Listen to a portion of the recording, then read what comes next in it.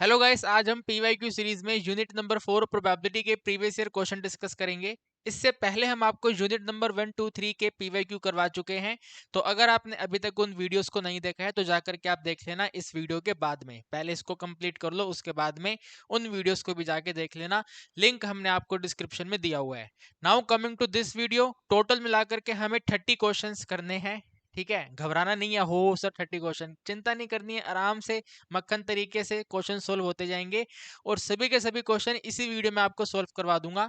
तो आइए one by one करके पढ़ना स्टार्ट करते हैं। पहला क्वेश्चन आपके स्क्रीन पे ये रहा। कहते हैं अगर कैपिटल एक्स एक रैंडम वेरिएबल है जो कि डिफाइन हो रखा है नंबर ऑफ हेड और नंबर ऑफ टेल का डिफरेंस। अगर आप कॉइन को 6 बार टॉस करोगे तो नंबर ऑफ हेड और नंबर ऑफ टेल का जो डिफरेंस बनेगा that will be known as capital X. तो numerical value of capital X क्या है, right? Possible value of capital X क्या है, ये जरा बताइए। बिल्कुल आसान क्वेश्चन है, घबराना नहीं है आपको। ठीक है, आप ऐसा समझो, देखो भाई क्वेश्चन नंबर 1 है। ठीक है, क्वेश्चन नंबर 1 में हमने 6 बार टॉस करा एक कॉइन को।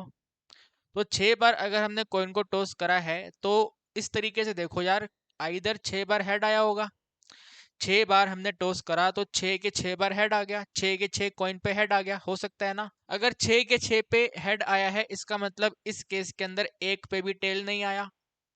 इनको थोड़ा रिड्यूस करो, देखो 5 हेड भी हो सकते हैं भाई। 6 कॉइन में से 5 हेड आ गए और जो बचा हुआ कॉइन था उस पे टेल था। ये भी हो सकता है कि भैया 4 हेड आ गए हों और आपके पास 2 टेल आए हों। टोटल 6 कॉइन है ना, 6 कॉइन में 4 हेड आ गए, 2 टेल आ गए। इसके बाद में 3 हेड भी हो सकता है और 3 टेल भी हो सकता है। इसके बाद में 2 हेड और 4 टेल हो सकते हैं। देन आपके पास हो सकता है कि भैया एक बार हेड आया हो और कुल मिला के 5 बार टेल आ गया हो, क्योंकि टोटल 6 कॉइन है तो एक पे हेड है बाकी 5 पे टेल है। और ऐसा भी हो सकता है कि भैया एक कॉइन पे भी हेड नहीं आया है, टोटल 6 के 6 कॉइन पे टेल आ गया है। तो जो 6 बार टॉस किया है वो इस तरीके से बनेगा। ठीक है, 6 5 4 3 2 1 0 1 2 3 4 5 6। ठीक है, इस तरीके से। तो क्वेश्चन ने कहा है कि इनका डिफरेंस जो होगा ना वो कैपिटल एक्स होगा। तो डिफरेंस यानी कि जस्ट माइनस करना है, साइन को इग्नोर करके सिर्फ और सिर्फ माइनस करके बताओ। तो 6 में 0 माइनस करेंगे 6, 5 में 1 माइनस करेंगे 4, 4 में 2 माइनस करेंगे 2, 3 में 3 माइनस करेंगे 0, 2 में 4। यहाँ पे आप -2 मत लिखना, साइन इग्नोर करके वैल्यू नोट करनी है, तो +2 होगा। बेसिकली बड़े में छोटे को माइनस करना है। 5 में 1 माइनस करेंगे 4 और 6 में 0 माइनस करेंगे 6। तो इन डिफरेंट वैल्यूज में से रिपीटेशन को रिमूव कर दो, जो बचेगा वो हमारे कैपिटल एक्स का पॉसिबल वैल्यू है। तो आप कहेंगे सर 0246 बचेगा, राइट? क्या बचेगा? 0246, जो आप ऑप्शन नंबर बी में देख पा रहे हैं। तो कैपिटल एक्स का आंसर आएगा 0 है, 2 है, 4 है और 6 है। ठीक है भाई, फर्स्ट क्वेश्चन हमने शानदार तरीके से कर लिया है। तो हमारा आंसर बना है 0246। अब मैं आपको एक क्वेश्चन इसके जैसा होमवर्क देता हूँ, ठीक है? क्योंकि आपको तो मालूम है यार, सीबीएसई ने अभी लास्ट ईयर अगर ये क्वेश्चन पूछा है तो इस ईयर यही सेम क्वेश्चन तो रिपीट होगा नहीं, तो इसके जैसा कोई और रिपीट हो सकता है। तो आप बस चेंज कर लो, 6 कॉइन की जगह पे 4 कर लो। ठीक है, अगर आपने कॉइन को 4 बार टॉस करा है तो आपको बताना है डिफरेंस, मतलब क्वेश्चन पूरा सेम है, बस कॉइन को 6 बार टॉस करा है तो कैपिटल एक्स का वैल्यू क्या होगा। इस क्वेश्चन का आंसर आप कमेंट सेक्शन में बताइए। ठीक है भाई, ओके, बताएंगे ना? Very very good. इसके बाद जो क्वेश्चन 2 आप अपनी स्क्रीन पे देख रहे हैं ना, ये सीबीएसई का फेवरेट क्वेश्चन है, बिल्कुल फेवरेट क्वेश्चन है। इस टाइप का क्वेश्चन सीबीएसई हर बार देती ही देती है। तो आपको बेसिकली के का वैल्यू बताना है, और के का वैल्यू बताने के लिए आप लोगों को तो मालूम है सम ऑफ प्रोबेबिलिटी ऑलवेज 1 होता है। तो जितनी भी probability x equal to small x करके लिखी हैं उन सभी को ऐड करेंगे और 1 से इक्वेट करके पता करेंगे क्वेश्चन का करेक्ट आंसर क्या है। तो सबसे पहले 0 है, 2 के है, 2 के है, 3 के है। तो यहाँ पे पहले नोट करता हूँ, देखो ऐसे करके समेशन प्रोबेबिलिटी जो है हमेशा 1 होगा। तो सबसे पहले 0 है, 0 के बाद में 2 के है, 2 के बाद में दोबारा 2 के है, 2 के बाद में यहाँ पे 3 के है। ठीक है, 2 के है, 2 के है, 3 के है, फिर के स्क्वायर, 2 स्क्वायर, 7 के स्क्वायर, राइट? तो यहाँ पे एडिंग करेंगे भैया, के स्क्वायर है, 2 इंटू में के स्क्वायर है और 7 इंटू में के स्क्वायर है, और लास्ट में भी 2 के दिया हुआ है ना, लास्ट में 2 के है ना, तो लास्ट में 2 के है और इसको इक्वेट करना है 1 से। तो भाई देखो एडिंग करना भी काफी आसान है, पहले स्क्वायर वाले ऐड कर लेते हैं। तो आप इनको ऐड करोगे 7 2 9 10 हो जाएंगे, 10 के स्क्वायर हो जाएगा। इनको ऐड कर लो फटाफट स्पीड से, 2 और 2 4 और 3, यहाँ 2 और 2 4 और 2 6 और 3 9 हो गया। तो यहाँ पे 9 के और कुछ रिमेनिंग है, ये वाला 1 है तो 1 यहाँ पे माइनस होगा, इक्वल टू में 0 होगा। अरे भाई ये तो क्वाड्रेटिक इक्वेशन आ गई, तो हमें क्वाड्रेटिक इक्वेशन में फैक्टर बनाने हैं। तो अपने माइंड में सोचो फैक्टर क्या होने चाहिए। 10 को 1 से मल्टीप्लाई करेंगे 10 होगा, तो 10 को 1 में माइनस करेंगे तो 9 होगा। तो 10 और 1 हमारे फैक्टर आ गए। तो यहाँ पे नोट करेंगे भैया 10 के स्क्वायर है, एडिंग करेंगे 10 के, माइनस करेंगे 9 के, माइनस 1 इक्वल टू में 0। फर्स्ट टू में से 10 के कॉमन कर लेंगे, रिमेनिंग रहेगा के प्लस में 1, फिर माइनस 1 कॉमन। तो यहाँ पे सही है क्या भैया? नहीं नहीं नहीं, यहाँ पे यार 9 थोड़ी होगा, क्या करवा रहे हो भाई, यहाँ पे 9 थोड़ी आएगा, ऐसे आएगा ना सिंपल। तो माइनस 1 कॉमन करा तो के प्लस 1 है, इक्वल टू में 0 है। ठीक है, एक बार लिख देंगे के प्लस 1 और सेकंड में लिख देंगे 10 इंटू के माइनस 1 इक्वल टू में 0। तो के का वैल्यू जो है वो माइनस 1 है और के का वैल्यू जो है 1/10 है। आपको तो मालूम है यार, जो के है वो प्रोबेबिलिटी को शो कर रहा है और प्रोबेबिलिटी नेगेटिव नहीं होती। के नेगेटिव हो सकता है लेकिन प्रोबेबिलिटी नेगेटिव नहीं हो सकती। तो इसको हम यहाँ पे क्रॉस कर देंगे और इस पे टिक कर देंगे। ठीक है, 1/10 हमारा आंसर होगा।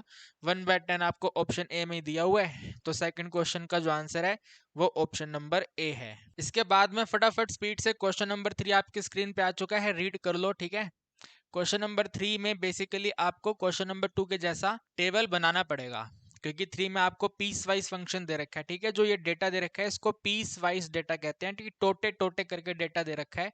तो पहले हम इसको एक टेबल में कन्वर्ट कर लेते हैं। ठीक है, तो हम यहाँ पे लिखेंगे भैया क्वेश्चन नंबर 3। ठीक है, क्वेश्चन नंबर 3, और यहाँ पे मैंने x की वैल्यू नोट कर दी। x की वैल्यू के साथ में यहाँ पे हमने नोट कर दिया है p का वैल्यू। ठीक है, अब ध्यान से मेरी बातों को सुनना। देखो कैपिटल X इक्वल टू में स्मॉल x इक्वल टू में k है। अगर x का वैल्यू 0 है, देखो इफ वाली वर्ड को ध्यान से पढ़ो, if x equal to 0, small x का वैल्यू 0 है, तो आंसर प्रोबेबिलिटी का k होगा। तो अगर हम यहाँ पे x का वैल्यू 0 करेंगे तो प्रोबेबिलिटी k होगा। ठीक है, इस तरीके से टेबल बनती जाएगी अपनी।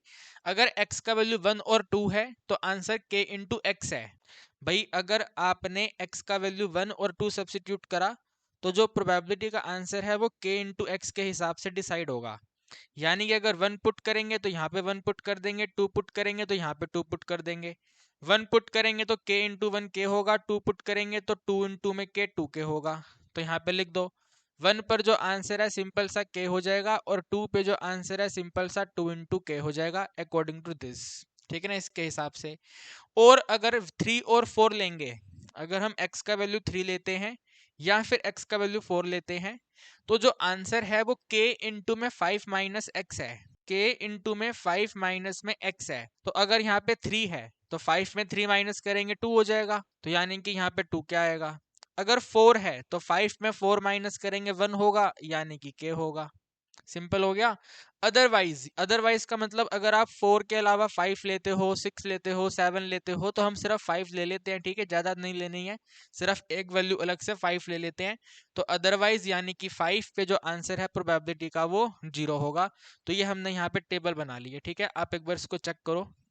ठीक है, टेबल हमने यहाँ पे बना लिया एकदम शानदार तरीके से, और बिल्कुल मस्त मजा आ गया होगा आपको, कहीं तो कोई दिक्कत नहीं आई होगी मुझे लगता है ना। सिंपल डेटा दे रखा था, डेटा को यहाँ पे कॉपी करके टेबल बना ली है। अब क्वेश्चन कह रहा है the probability that a student study at least 3 hours.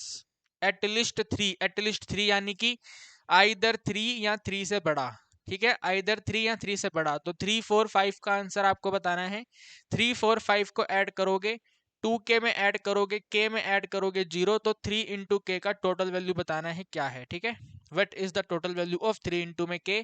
तो इसके लिए पहले अपने को k पता होना चाहिए। क्वेश्चन मैं यहाँ से अब हटा देता हूँ, क्वेश्चन आप समझ गए हैं। k का वैल्यू फाइंड करेंगे, यहाँ पे सब्सिट्यूट करेंगे और चेक कर लेंगे हमारा करेक्ट आंसर क्या है। ठीक है, तो एक बार मुझे क्वेश्चन को हटाने दो यार पहले। चलिए देखिए, आइए सबसे पहले हम यहाँ पे नोट करेंगे समेशन ऑफ p का वैल्यू जो है 1 है, जैसे हमने यहाँ पे करा था सेम उसी तरीके से करेंगे। अब इन सबको एडिंग करना है। तो सबसे पहला वैल्यू k है, इसके बाद में दोबारा k है, फिर इसके बाद 2k है, इसके बाद में 2k है, 2k के बाद में k है, तो टोटल वैल्यू ये 1 है। 2 में 2 प्लस करेंगे 4, ये वाले 2 प्लस करेंगे 6 और एक 7, यानी कि 7 इंटू k जो है ये 1 है। तो k का वैल्यू जो है 1/7 है। अगर k 1/7 है तो इसको यहाँ पे सब्सिट्यूट करेंगे, तो 3 मल्टीप्लाई बाय 1/7 का मतलब है आंसर 3/7 होगा इसका। ठीक है, 3/7 होगा। तो क्वेश्चन नंबर 3 का जो आंसर है मेरे दोस्तों वो 3/7 है। इसके बाद में क्वेश्चन नंबर 4 भी आपकी स्क्रीन पे आ ही चुका है ना। क्वेश्चन 4 में आपको मीन वैल्यू बतानी है, right. You need to find what is the mean value. अगर आप पेयर ऑफ डाइस को 4 बार थ्रो करो, यानी कि ये बाइनोमियल डिस्ट्रीब्यूशन का क्वेश्चन है, ठीक है। बाइनोमियल डिस्ट्रीब्यूशन में n का वैल्यू कितना है, तो n का वैल्यू 4 है। टोटल 4 बार हमने 2 डाइस को थ्रो करा, पेयर ऑफ डाइस यानी कि 2 डाइस को थ्रो करा। तो 2 डाइस को थ्रो करने पे नंबर ऑफ डबलेट के हिसाब से जो मीन बनेगा वो बताइए। यानी कि प्रोबेबिलिटी ऑफ सक्सेस p जो है वो प्रोबेबिलिटी ऑफ डबलेट है, ठीक है भाई। क्या है वो? Probability of doublet. तो आप मुझे बताइए, डबलेट का मतलब होता है सेम सेम नंबर। तो सेम सेम नंबर का प्रोबेबिलिटी क्या होता है?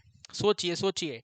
सेम सेम नंबर 1 1 2 2 3 3 4 4 5 5 6 6, यानी कि टोटल 6 आउटकम है।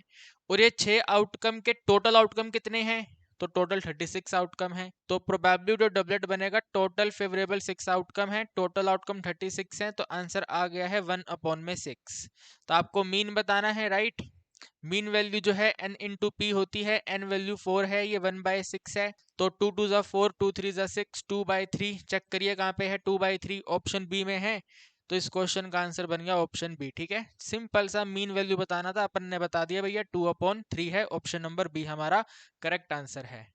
देन क्वेश्चन नंबर 5 काफी आसान क्वेश्चन है। जैसे हमने यहाँ पे मीन पता करा है, इसमें भी आपको मीन ही पता करना है।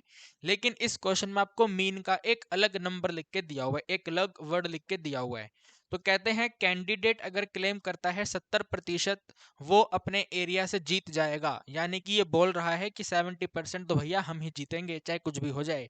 तो 70% अगर जीतेगा और उसके एरिया में टोटल 1,20,000 वोट्स डलने हैं, तो आपको बताना है कितने टोटल नंबर ऑफ वोट ये एक्सपेक्ट कर सकती है अपने एरिया से, ठीक है। तो आपको मीन ही बताना है, एक्सपेक्टेड वैल्यू मीन ही होता है। तो मीन का फॉर्मूला n इंटू पी होता है। तो क्वेश्चन नंबर 5 में आप लिखेंगे मीन वैल्यू आपको बतानी है, ठीक है। Expected number of votes is equal to में mean, and mean is equal to में n इंटू पी, ठीक है भाई। मीन इक्वल टू में n इंटू पी। तो n कितने हैं, टोटल नंबर ऑफ वोट कितने हैं, तो 1,20,000 है। और प्रोबेबिलिटी सक्सेस, सक्सेस यानी कि जीतना, तो इस क्वेश्चन में जीतने का प्रोबेबिलिटी कितना है, 70% है। तो 70 को डिवाइड कर देंगे 100 से, 1 0 1 0 1 0 1 0 कैंसिल।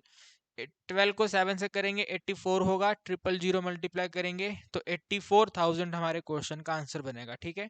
कितना आंसर बनेगा भाई, 84,000, यानी कि ऑप्शन नंबर बी। ओके जी, ऑप्शन नंबर बी हमारे इस क्वेश्चन का करेक्ट आंसर है। इसके बाद में क्वेश्चन नंबर 6 आपके स्क्रीन पे है, और क्वेश्चन नंबर 6 में साफ साफ लिखा हुआ है 10% पेशेंट ऐसे हैं जिनको पहले से ही डिसीज था, उन्हें अब कॉम्प्लिकेशन आ रहा है ड्यूरिंग पेंडेमिक। भाई पेंडेमिक में उनको कॉम्प्लिकेशंस हो रही हैं, दिक्कतें हो रही हैं किसी एक पर्टिकुलर डिसीज की वजह से। तो ऐसे कितने नंबर ऑफ पेशेंट हैं, 10% पेशेंट ऐसे हैं। एक लोकेलिटी में पता लगाया गया कि भैया 100 पेशेंट ऐसे हैं जिनको डिसीज हो गई है। तो आपको एचडी वैल्यू पता करनी है, जिन नंबर ऑफ पेशेंट्स को डिसीज हुआ है उनका एचडी क्या है, what is the HD value जिनको कॉम्प्लिकेशन आ रही हैं। तो आप यहाँ पे नोट करेंगे सबसे पहले एचडी वैल्यू होती क्या है, ठीक है ना। स्टैंडर्ड डेविएशन होता है क्या है, तो स्टैंडर्ड डेविएशन होता है रूट ऑफ वेरिएंस। और ये कम बखत वेरिएंस क्या होता है, तो सिंपल सा एनपीक्यू होता है, ठीक है ना। क्या होता है, एनपीक्यू होता है। तो क्वेश्चन में आपको बेसिकली एनपीक्यू का वैल्यू चाहिए। तो आप यहाँ पे लिखेंगे क्वेश्चन नंबर 6। क्वेश्चन नंबर 6 में टोटल नंबर ऑफ पेशेंट 100 है, इनको डिसीज होने का प्रोबेबिलिटी 10%, 0.1 है। क्यू का वैल्यू 1 माइनस में पी होता है, यानी कि 1 माइनस में 0.1 यानी कि 0.9 होता है। वैल्यू यहाँ पे सब्स्टिट्यूट कर देंगे, रूट ऑफ एन का वैल्यू 100 है, मल्टीप्लाई करेंगे 0.1, मल्टीप्लाई करेंगे 0.9, ठीक है। कुल मिलाकर यहाँ पे ये 9 हो जाएगा। रूट ऑफ 9 का वैल्यू 3 होगा। तो जल्दी चेक करिए 3 कहाँ पे है, 3 आपको दिया हुआ है ऑप्शन डी में। तो इस छठे नंबर के क्वेश्चन का आंसर है ऑप्शन नंबर डी, यानी कि 3। इसके बाद में क्वेश्चन नंबर 7 आपकी स्क्रीन पर है। बहुत ही प्यारा क्वेश्चन है और आसान क्वेश्चन है, लेकिन थोड़ा सा ट्रिकी है, थोड़ा सा दिमाग खराब करेगा। तो क्वेश्चन को ध्यान से समझना। कहते हैं sales promotion company ticket sale करती है 100 रुपए का, ठीक है। हर टिकट 100 रुपये का सेल किया जाता है और उसके अंदर विनिंग प्राइस है 5 लाख रुपीज़। यानी कि अगर एक टिकट में प्राइस है, अगर कोई जीतेगा तो उसको 5 लाख रुपए दिया जाएगा, लेकिन उस टिकट को परचेस करने के लिए 100 रुपये पहले देने पड़ेंगे। तो if a person by one ticket, person ने एक टिकट परचेस करा, टोटल 10,000 टिकट हैं, उन 10,000 टिकट में से बंदे ने एक टिकट परचेस करा, तो आपको बताना है कि वो कितना हार और कितना जीत सकता है। ठीक है, उसका एक्सपेक्टेड वैल्यू कितना है हार और जीत का। तो देखो, वैसे तो क्वेश्चन नंबर 7 में, या आपने क्वेश्चन नंबर 7 जैसे क्वेश्चन अपनी बुक में करे हैं, तो आपने यहाँ पे रैंडम वेरिएबल x का वैल्यू नोट करा होगा 0 और 1। सही बात है, गलत बात है? आपने रैंडम वेरिएबल x का वैल्यू नोट किया होगा 0 और 1, जहाँ पे 0 का मतलब माना जाता है हार गए और 1 का मतलब माना जाता है जीत गए। ठीक है भाई, हार और जीत, हारने का मतलब 0 और जीतने का मतलब 1। लेकिन इस क्वेश्चन के अंदर आपको एक्सपेक्टेड वैल्यू गेन और लॉस का बताना है, रुपीज वैल्यू बतानी है, तो आपको यहाँ पे 0 और 1 ना लेके इनको रुपीज वैल्यू में कन्वर्ट करना पड़ेगा। तो अगर ये बंदा जीत गया, ठीक है, अगर बंदा जीत गया तो जीतने पे इसको कितना अमाउंट मिलेगा, तो 5 लाख रुपए मिलेंगे इसको। ठीक है, तो एक्स की वैल्यू में 5 लाख रुपए आएंगे, भैया जीत गया तो 5 लाख रुपए मिल जाएंगे। अगर हार गया तो क्या मिलेगा, अगर हार गया तो क्या मिलेगा, तो आप कहेंगे सर कुछ नहीं मिलेगा, 0 मिलेगा। नहीं, 0 नहीं मिलेगा। अगर हार गया तो इसने अपनी जेब से 100 रुपए निकाल के टिकट परचेस करी है, यानी कि अगर हार गया तो 100 रुपए का लॉस है इसको। ठीक है, लॉस का मतलब क्या है, 100 रुपए का लॉस है इसको। तो यहाँ पे लिखेंगे माइनस में 100 रुपीज। ठीक है भाई, अगर हार गया तो -100, जीत गया तो प्लस में 5 लाख रुपीज। अब हारने का प्रोबेबिलिटी, जीतने का प्रोबेबिलिटी हमें यहाँ पे लिखना है, तो यहाँ पे लिख दिया हमने कैपिटल पी या स्मॉल पी, जो भी आप लिखते हैं, पी यानी कि प्रोबेबिलिटी। तो 10,000 टिकट में से एक टिकट ऐसी है जिसके ऊपर विनिंग है, तो भाई प्रोबेबिलिटी जीतने की बनेगी 1/10,000।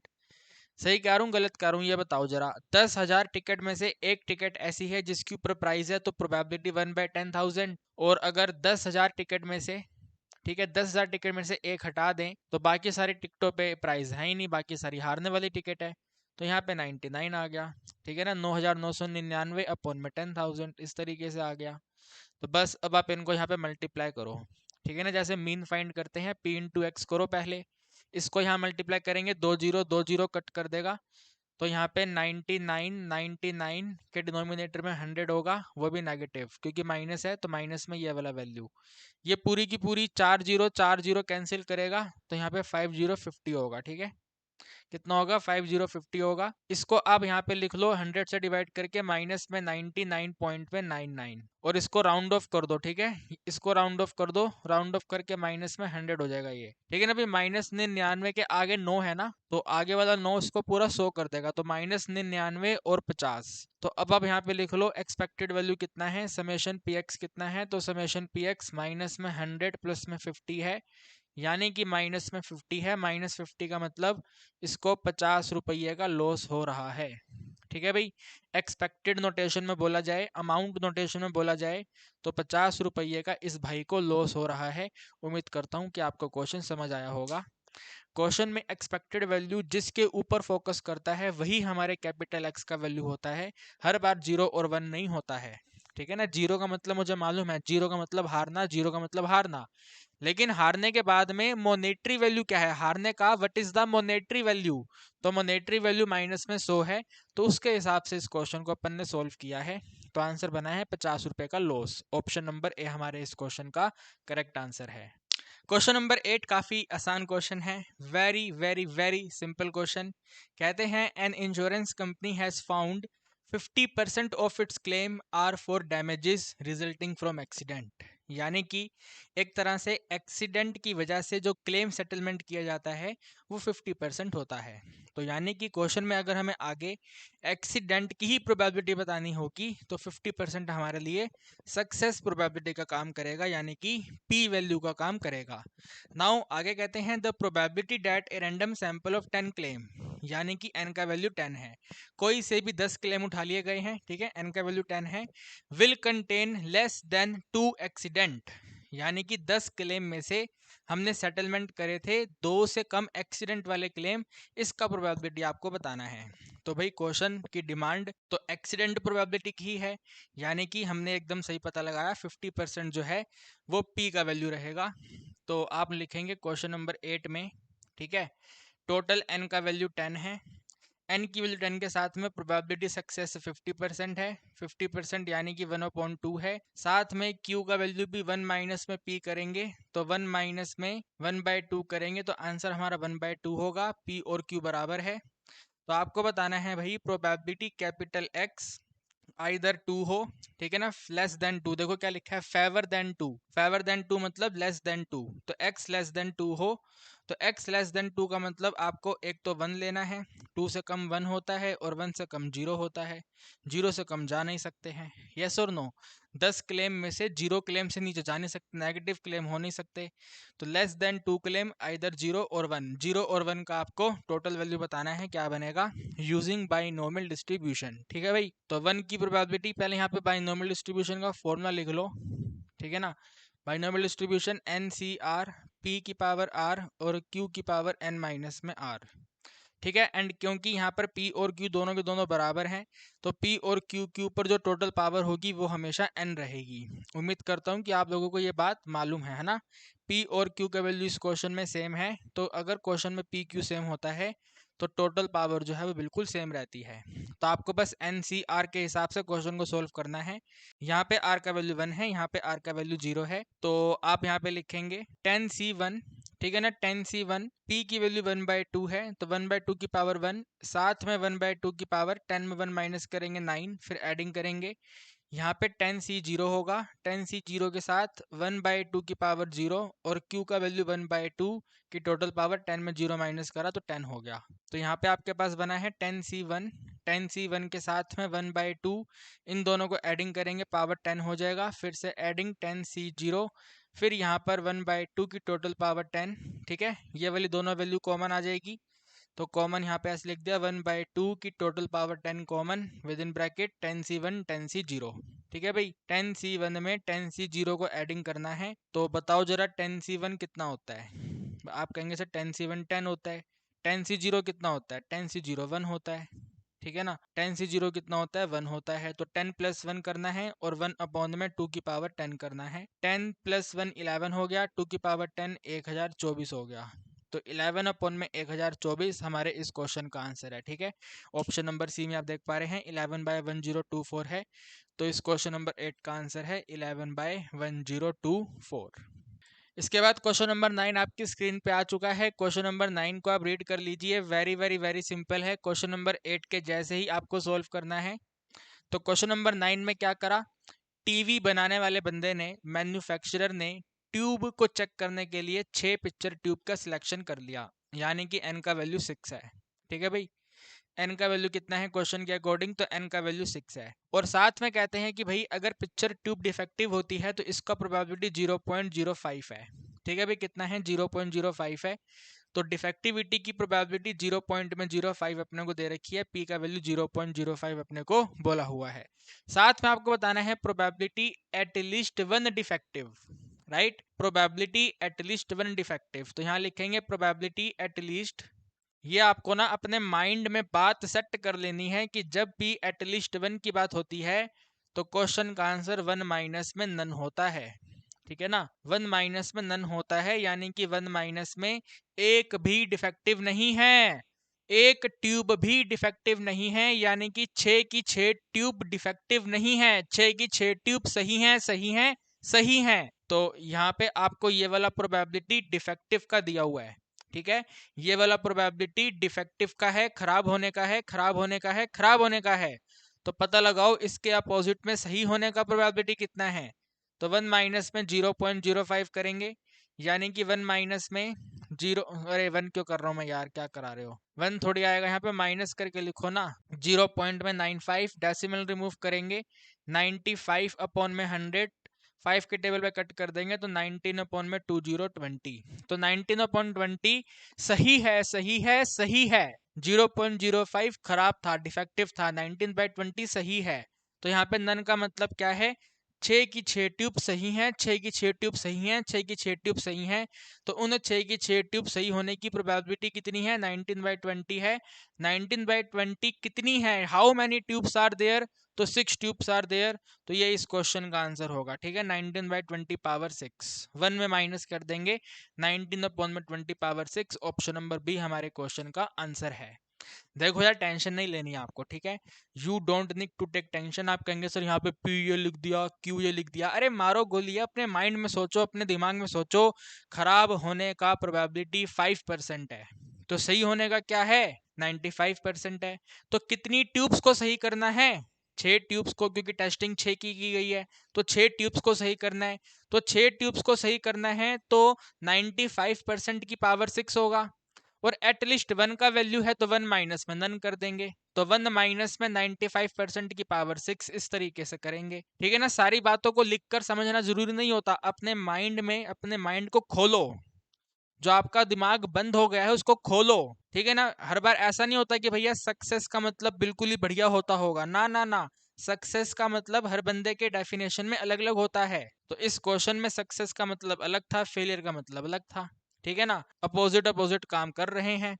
देखो जैसे क्वेश्चन नंबर 10, जो मैंने अब आपको बातें समझाई हैं, अगर आप समझ पाए हैं तो फटाफट क्वेश्चन नंबर 10 सोल्व हो जाएगा। 100 बल्ब में से 10 डिफेक्टिव हैं, 100 में से 10 डिफेक्टिव हैं, और आपने 5 बल्ब का सैंपल उठाया है, आपको बताना है 5 में से कोई भी डिफेक्टिव नहीं है, यानी कि पांचों के पांचों सही हैं। भाई यानी कि पांचों के पांचों सही हैं, और अगर पांचों के पांचों सही हैं तो आपके क्वेश्चन का आंसर बनेगा सही प्रोबेबिलिटी। ठीक है, सही बल्ब होने के प्रोबेबिलिटी की टोटल पावर 5। अब आप मुझे बता दो सही होने की प्रोबेबिलिटी क्या है? 100 में से 10 डिफेक्टिव, 100 में से 10 डिफेक्टिव, तो सही कितने? 90 सही हैं। ठीक है ना भाई, 90 सही हैं, तो 90 बल्ब सही हैं, और टोटल बल्ब कितने हैं? टोटल बल्ब 100 हैं, ये प्रोबेबिलिटी आ गई। तो सही होने की प्रोबेबिलिटी की टोटल पावर 5, यानी कि 9/10 की टोटल पावर 5। अब आप देख लो, ऑप्शन में ऐसे हैं, 0 पॉइंट करके लिखा हुआ है, ऐसे ही लिखा हुआ है। ऑप्शन ए में आप देख पा रहे हैं क्वेश्चन खत्म हो चुका है। फिर क्वेश्चन नंबर 11 आप देख सकते हैं, ये भी काफी आसान क्वेश्चन है। तो आपको मीन बताना है, जो डाइस के ऊपर नंबर ऑफ 10 होगा उसका मीन वैल्यू क्या होगा। सर डाइस कौन सा है? लूडो वाला 1 2 3 4 5 6? नहीं, इन्होंने क्वेश्चन में चेंज कर दिया। जो डाइस है उसके ऊपर नंबर 1 लिखा हुआ है 3 फेस पे। ठीक है, जो डाइस है उस पे 1 लिखा हुआ है 3 बार। ठीक है, 1 रिटर्न ऑन 3 फेस, 1 लिखा हुआ है 3 पे, 2 लिखा हुआ है 2 फेस पे। ठीक है, 2 लिखा हुआ है 2 फेस पे, और लास्ट वाले फेस पे लिखा हुआ है 5। तो हमारा लूडो वाला डाइस 1 2 3 4 5 6 होता था, इस वाले क्वेश्चन में ये वाला है। ठीक है, ये वैल्यू है, तो इन वैल्यूज के हिसाब से बताना है मीन क्या बनेगा, ई एक्स वैल्यू क्या बनेगा। तो आप यहाँ पे लिखेंगे पहले एक्स का वैल्यू क्या होगा। ठीक है भाई, एक्स की वैल्यू क्या बनेगी? जब डाइस को रोल करेंगे तो डाइस के ऊपर क्या क्या आ सकता है? तो एक तो 1 आएगा, एक 2 आएगा, एक 5 आएगा। रिपीटिशन अलाउड होती नहीं है, तो 1 लिखेंगे, 2 लिखेंगे और 5 लिखेंगे। नाउ इनका प्रोबेबिलिटी, 1 का प्रोबेबिलिटी टोटल 6 में से 3 बार है, तो टोटल 6 में 3 बार है तो 3/6 हो गया। 2 का प्रोबेबिलिटी 2 बार है ये वाला, तो ये 2/6 हो गया, और 5 का प्रोबेबिलिटी 1/6 हो गया। आपको मीन पता करना है तो पी एक्स करना पड़ेगा, इन दोनों को मल्टीप्लाई करेंगे तो यहाँ पे 3/6 रहेगा, इसको मल्टीप्लाई करेंगे तो 4/6 होगा, इसे मल्टीप्लाई करेंगे तो 5/6 होगा, इन्हें यहाँ पे आप एडिंग कर दो, वही हमारा मीन होगा। ठीक है ना भाई, मीन क्या होता है? समेशन ऑफ पी एक्स होता है, तो इनको एडिंग कर दो, तो 3/6 में एडिंग कर देंगे 4/6, और इसमें एडिंग कर देंगे 5/6। 3 और 4 होता है 12, और 5 होता है 12, यानी कि 12/6 काटा पिटी करने पे 2 आंसर बनेगा। ठीक है, कितना आंसर बनेगा भाई? 2 आंसर बनेगा। तो आप देखिए क्वेश्चन 11 में 2 कहाँ पे है? आप कहेंगे सर बी में है, तो इसका आंसर आ गया ऑप्शन नंबर बी। देखिए क्वेश्चन नंबर 12 जो है ना, आपके सीनियर्स के एग्जाम में पहली बार आया था, और काफी मतलब मैक्सिमम से मैक्सिमम सीनियर आपके घबरा गए थे ये क्वेश्चन देख के, क्योंकि यार पहली बार क्वेश्चन आया है तो किस तरीके से क्वेश्चन किया जाए। लेकिन फिलहाल आपके सीनियर्स इस क्वेश्चन को मैनेज कर पाए थे, क्योंकि उनको 10 में से 8 मल्टीपल चॉइस क्वेश्चन करने थे, तो उन्होंने ये वाला क्वेश्चन स्किप कर दिया था। ठीक है, लेकिन आप लोगों के एग्जाम में अगर ये क्वेश्चन रिपीट हो तो आप लोग बिल्कुल भी स्किप मत करना। तो क्वेश्चन नंबर 12 में आपको मीन दिया हुआ है। ठीक है ना, मीन कितना दिया हुआ है? मीन आपको 81 दिया हुआ है। ठीक है भाई, मीन कितना दिया हुआ है, √81 दिया हुआ है। और आपको बताना है स्टैंडर्ड डेविएशन का रेंज क्या है ना, रेंज ऑफ स्टैंडर्ड डेविएशन, और we can say interval of standard deviation. तो हमेशा हमेशा हमेशा आपको ध्यान रखना है रेंज ऑफ एचडी की जो वैल्यू होती है वो 0 से चालू होती है, ठीक है, 0 पे क्लोज इंटरवल है, 0 पे चालू होती है, और रूट ऑफ मीन तक होती है, ठीक है, रूट ऑफ म्यू यानी कि रूट ऑफ मीन तक रहती है, और यहाँ पे ओपन इंटरवल होता है। तो अगर इसके हिसाब से आप करोगे तो यहाँ पे क्लोज इंटरवल पे 0 होगा, और यहाँ पे √81 होगा। √81 को अपन 9 लिखते हैं, तो आपका वैल्यू 0 से लेकर के 9 तक का बनेगा ये, ठीक है। This is the correct answer, 0 से लेकर के 9, ऑप्शन नंबर ए। 0 पे क्लोज इंटरवल और 9 पे ओपन इंटरवल, ये आपको ध्यान रखना है। देखो यार, सब्जेक्ट में ना कुछ बातें ध्यान रखनी होती हैं, ठीक है, कुछ बातें हमको ध्यान रखनी होती हैं, तो ये आपको ध्यान रखना है कि एसडी का जो वैल्यू है वो 0 से चालू होगा, 0 होगा, लेकिन रूट ऑफ मीन से छोटा होगा, ठीक है, ये हमेशा ध्यान रखना, रूट ऑफ मीन से छोटा होगा, 0 या 0 से बड़ा होगा, ठीक है। दोनों को कंबाइन करके आपके पास रेंज निकल के आ जाएगा 0 से लेकर के 9। ऑप्शन नंबर ए हमारे इस क्वेश्चन का करेक्ट आंसर है। क्वेश्चन नंबर 13 आप देख पा रहे हैं, असर्शन और रीजन का क्वेश्चन है। तो सबसे पहले आपको चेक करना है जो असर्शन स्टेटमेंट लिखा हुआ है क्या वो सही है। तो लिखा हुआ है कुहू और बिना दोनों इक्वली कैपेबल बैडमिंटन प्लेयर हैं, ठीक है, दोनों इक्वल कैपेबल यानी कि दोनों के जीतने का प्रोबेबिलिटी 1/2 है। तो probability that Bina will beat Kuhu, Bina Kuhu को हरा देती है, बीना बीट कुहू हरा देती है 3 games out of 4। Total 4 game खेली गई, 4 गेम में से 3 गेम में बीना ने कुहू को हरा दिया, प्रोबेबिलिटी दिया हुआ 25%। तो पहले चेक करो क्या ये सही में 25% है। तो उसके लिए आप यहाँ पे नोट करो क्वेश्चन नंबर 12 ये कौन सा है, 13 है ना ये वाला, तो यार तुम 12 लिखवा रहे हो मेरे से, 13 क्वेश्चन है। तो 13 क्वेश्चन में सबसे पहले आपको चेक करना है, यहाँ पहले आप यहाँ पे नोट कर दो प्रोबेबिलिटी ऑफ बीना विंस, ठीक है भाई, बीना की जीतने की प्रोबेबिलिटी क्या है, तो मैंने आपको बोला 1/2 है, हारने जीतने की प्रोबेबिलिटी 1/2 है। इसी तरह कुहू, ठीक है, कुहू के जीतने का प्रोबेबिलिटी कितना है, तो इसका भी 1/2 है, इक्वल इक्वल चांस है, 1/2 है। एन का वैल्यू 4 है, आर का वैल्यू 3 है, भाई 4 गेम खेली गई है ना, तो एन का वैल्यू 4 है, तो आप यहाँ पे लिखेंगे भैया एन का वैल्यू 4 है। तो आप यहाँ पता लगाओ आर के वैल्यू 3 होने पे प्रोबेबिलिटी क्या बनेगा, तो probability at x equal to में 3, 4 में से 3 गेम जीत गए, 4 में से 3 गेम जीत गए, एन का वैल्यू 4 है, आर का वैल्यू 3 है, 4 में से 3 गेम जीत गए। तो x इक्वल टू में 3 इक्वल टू में फॉर्मूला लिखेंगे एन सी आर, पी की पावर r और q की पावर n माइनस आर। तो एन सी आर यानी कि 4c3, p का वैल्यू 1/2 है, टोटल पावर यहाँ पे 3 है, और q का वैल्यू भी 1/2 है, 4 में 3 माइनस करा 1 हो गया, 4c3 4c1 यानी कि 4 होगा, यहाँ पर 1 में 2 की पावर 3 है तो 8 हो जाएगा, और 1/2 बिल्कुल सेम रहेगा, 8 2 जा 16 होगा, 4 इसको कट करेगा, 16 को तो 1/4 करेगा, परसेंटेज के लिए 100 मल्टीप्लाई करेंगे तो 25% बनेगा। वही क्वेश्चन में कह रखा था कि 25% चांस है कि 4 गेम में से 3 गेम जीतेगी बिना, तो बिल्कुल सही है, बिल्कुल हमारा स्टेटमेंट सही है। अब ये स्टेटमेंट सही करवाने के लिए क्या हमने बाइनोमियल डिस्ट्रीब्यूशन का ही यूज करा, तो बिल्कुल हमने बाइनोमियल डिस्ट्रीब्यूशन का यूज करा, तो स्टेटमेंट भी सही है, रीजन भी सही है, और रीजन जो है वो स्टेटमेंट का बिल्कुल करेक्ट एक्सप्लेनेशन है। हमने बिल्कुल सेम थ्योरम यूज करी है क्वेश्चन को सॉल्व करने के लिए, तो इस वाले पर्टिकुलर क्वेश्चन का आंसर बनेगा ए भी सही है, आर भी सही है, आर करेक्ट एक्सप्लेनेशन है ए का, ठीक है। तो उस वाले ऑप्शन पे टिक करना। फिलहाल के लिए आप यहाँ पे बस लिख दो ए सही है, आर सही है, यहाँ पे लिख दूं क्या, ए आर दोनों ट्रू हैं, ठीक है, A R both true and R is correct explanation, ठीक है, आर जो है वो करेक्ट एक्सप्लेनेशन है, ठीक है भाई, इस वाले ऑप्शन पे टिक कर देना। देन क्वेश्चन नंबर 14 आपके स्क्रीन पे आ चुका है, कुल मिलाकर के केस स्टडी दिया हुआ है, एंड ये बेसिकली केस स्टडी होना नहीं चाहिए। क्या क्वेश्चन में जान है यार, क्या क्वेश्चन है ये आप मुझे बताइए। ऐसा सेम क्वेश्चन मैंने अभी थोड़ी देर पहले आपको करवाया, पीस वाइज क्वेश्चन है ये, राइट। तो पीस वाइज क्वेश्चन में पहले आपको टेबल बनानी है, तो हम एक काम करते हैं, पहले टेबल बना लेते हैं, उसके बाद में देखेंगे क्या क्वेश्चंस की डिमांड है, क्वेश्चन को सोल्व कर लेंगे। ठीक है, तो 0 1 2 3 4 ओके। तो आप यहाँ पे नोट करेंगे भाई x का वैल्यू। ठीक है भाई, x का वैल्यू, तो x की वैल्यू क्वेश्चन की डिमांड है कि भाई एक बार 0 होगा, 1 भी हो सकता है, 2 भी हो सकता है, 3 भी हो सकता है, 4 भी हो सकता है, और 4 से बड़ा एक 5 कर लेते हैं। ठीक है, 4 से बड़ा एक 5 कर लेते हैं।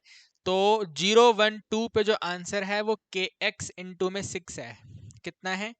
k into x divide by 2 है, राइट।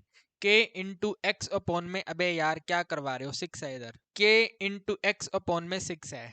तो 0 1 2 के लिए ये वाला प्रॉपर्टी काम करेगा। तो अगर मैं 0 को यहाँ पे सब्स्टिट्यूट करूंगा तो सब कुछ 0 हो जाएगा, तो प्रोबेबिलिटी बन गई 0। 1 यहाँ पे सब्स्टिट्यूट करूंगा तो ये k अपॉन 6 हो जाएगा। 2 को यहाँ पे सब्स्टिट्यूट करूंगा, 2 और 6 कट के 3 हो जाएगा, तो k अपॉन 3 हो गया। ठीक है, 0 1 2 का लिख दिया।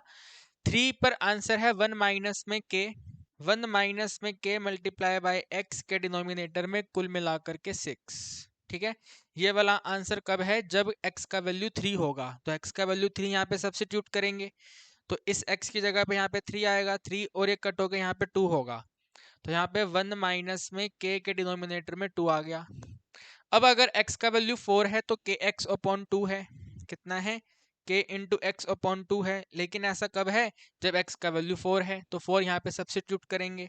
ठीक है, इसकी जगह पे 4 आएगा, 2 4 को कट करके 2 करेगा, तो यहाँ पे अब लिखेंगे, यहाँ पे सिंपल सा 2k है। अब लास्ट में लिखा हुआ है अगर x का वैल्यू ग्रेटर देन 4 है, 5 6 7 8 9 10 11 12 पूरा बोर्ड भर जाएगा, वैल्यू खत्म नहीं होगी। तो मैंने सिर्फ 5 ले लिया, 4 से बड़ा कितना? 5। तो अगर 5 है तो आंसर हमारा 0 है। ठीक है, ये मैं नहीं कह रहा, क्वेश्चन लिखा हुआ है 5 है तो आंसर आपका 0 है। तो हमने यहाँ पे टेबल बना लिया है। अब आपके सामने जो टेबल है, ऑलरेडी जो टेबल है क्वेश्चन में जो दे रखा है, मैं उस क्वेश्चन को हटा करके, ठीक है, क्योंकि क्वेश्चन काफी बड़ा हो रहा है, तो उसको हटा करके क्वेश्चंस दिखाता हूँ एक्चुअली में आपको डिटरमाइन करना क्या है। एक बच्चा कह रहा है सर आपने पूरा क्वेश्चन रीड नहीं करा, तो यार तुम कर लो ना, पूरा क्वेश्चन तुम रीड कर लो। अकॉर्डिंग टू एजुकेशनल बोर्ड सर्वे, तुम रीड कर लो भाई। क्यों यार, तुम क्यों ऐसे बोलते हो मेरे भाई, तुम मेरे को ही क्यों ऐसे बोलते हो? कमाल कर रहे हो यार, तुम क्वेश्चन खुद रीड नहीं कर सकते। डेटा को मैंने यहाँ पे कॉपी करवा दिया, तुम कह रहे हो सर क्वेश्चन आपने पूरा रीड नहीं करा। तुम खुद रीड कर लो यार, क्या दिक्कत है? देखो जी, क्वेश्चन आपके सामने आ चुका है, जल्दी फटाफट स्पीड से रीड कर लो। ठीक है ना, फिर बाद में कहना मत कि आपने मुझे रीड करने के लिए बोला नहीं। रीड करने का काम आपका है, अपने आप रीड करो। क्वेश्चन क्या है? के का वैल्यू बताना है, 2 पार्ट्स हैं। पहले पार्ट्स में के का वैल्यू बताना है, सेकंड वाले पार्ट में आपको बताना है सोनाली का एडमिशन हो गया है अगर उसने 2 वीक पहले, एटलीस्ट 2 वीक पहले ही अप्लाई किया है। तो एटलीस्ट 2 का वैल्यू आपको बेसिकली बताना है।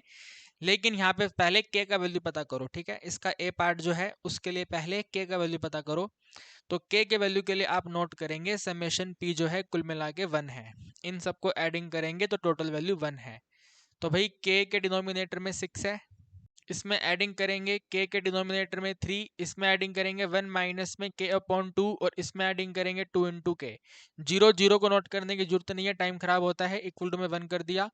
3 6 और 2 का एलसीएम करेंगे 6 होगा। इन दोनों को डिवाइड करेंगे, मल्टीप्लाई करेंगे, के ही रहेगा। 3 को 6 पे डिवाइड करेंगे तो 2 इंटू के हो जाएगा। 2 को 6 पे डिवाइड करेंगे तो ऊपर वैल्यू 3 से मल्टीप्लाई होगी, तो 3 माइनस में 3 के हो जाएगा, और इसके डिनोमिनेटर में 1 है, तो 6 2 से मल्टीप्लाई होके आपका वैल्यू यहाँ पे 12 के कर देगा, इक्वल टू में 1 रहेगा। 6 इधर से इधर जाएगा तो मल्टीप्लाई होकर के 6 हो जाएगा। ठीक है, ये वाला 3 अलग है, तो ये +3 है, यहाँ पे ध्यान से देख लो, ये +3 है। +3 उधर आके माइनस होगा तो 6 माइनस 3 हो गया। ये वाला -3 के है, इन दोनों को ऐड करेंगे 3 के 0 हो गया, तो यहाँ पे 12 के विल बी रिमेनिंग। यानी कि आप लिखेंगे भाई जो 12 के का वैल्यू है ये 3 है। ठीक है ना, 6 में 3 माइनस करे 3 है, तो के का वैल्यू जो है ये 3 अपॉन में 12 है, 3 अपॉन 12 यानी 1/4 है। ठीक है, वैल्यू ऑफ के कितना है? 1/4 है। तो जो ए पार्ट का आंसर है 1/4 है। अब सेकंड पार्ट में जो आपको बताना था, यहाँ पे आप लिखेंगे सेकंड पार्ट। सेकंड पार्ट में आपको बताना है सोनाली ने एडमिशन लिया है एडमिशन डेडलाइन खत्म होने के एटलीस्ट 2 वीक्स पहले। ठीक है, एटलीस्ट 2 वीक्स पहले। तो एटलीस्ट 2 का मतलब है आइदर एटलीस्ट 2 या 2 से ज्यादा। तो 2 से ज्यादा 3 भी हो सकता है, 4 भी हो सकता है, 5 भी हो सकता है। तो आपको 1 2 3 4 वैल्यू बतानी है, टोटल कितनी बनेगी? तो यहाँ पे आप लिखेंगे प्रोबेबिलिटी एटलीस्ट 2, या तो 2 है या 2 से बड़ा है। ठीक है, या तो 2 है या 2 से बड़ा है, तो 2 या 2 से बड़ा में आप ये 4 वैल्यू भी कैलकुलेट कर सकते हो। और अगर आपको ये 4 वैल्यू कैलकुलेट नहीं करनी तो आप ये छोटी वाली 2 कैलकुलेट कर लो। भाई 4 और 2 के कंपैरिजन में छोटा क्या है? 2 वैल्यूज को कैलकुलेट करना छोटा है, तो आप इन दोनों को भी कैलकुलेट कर सकते हो।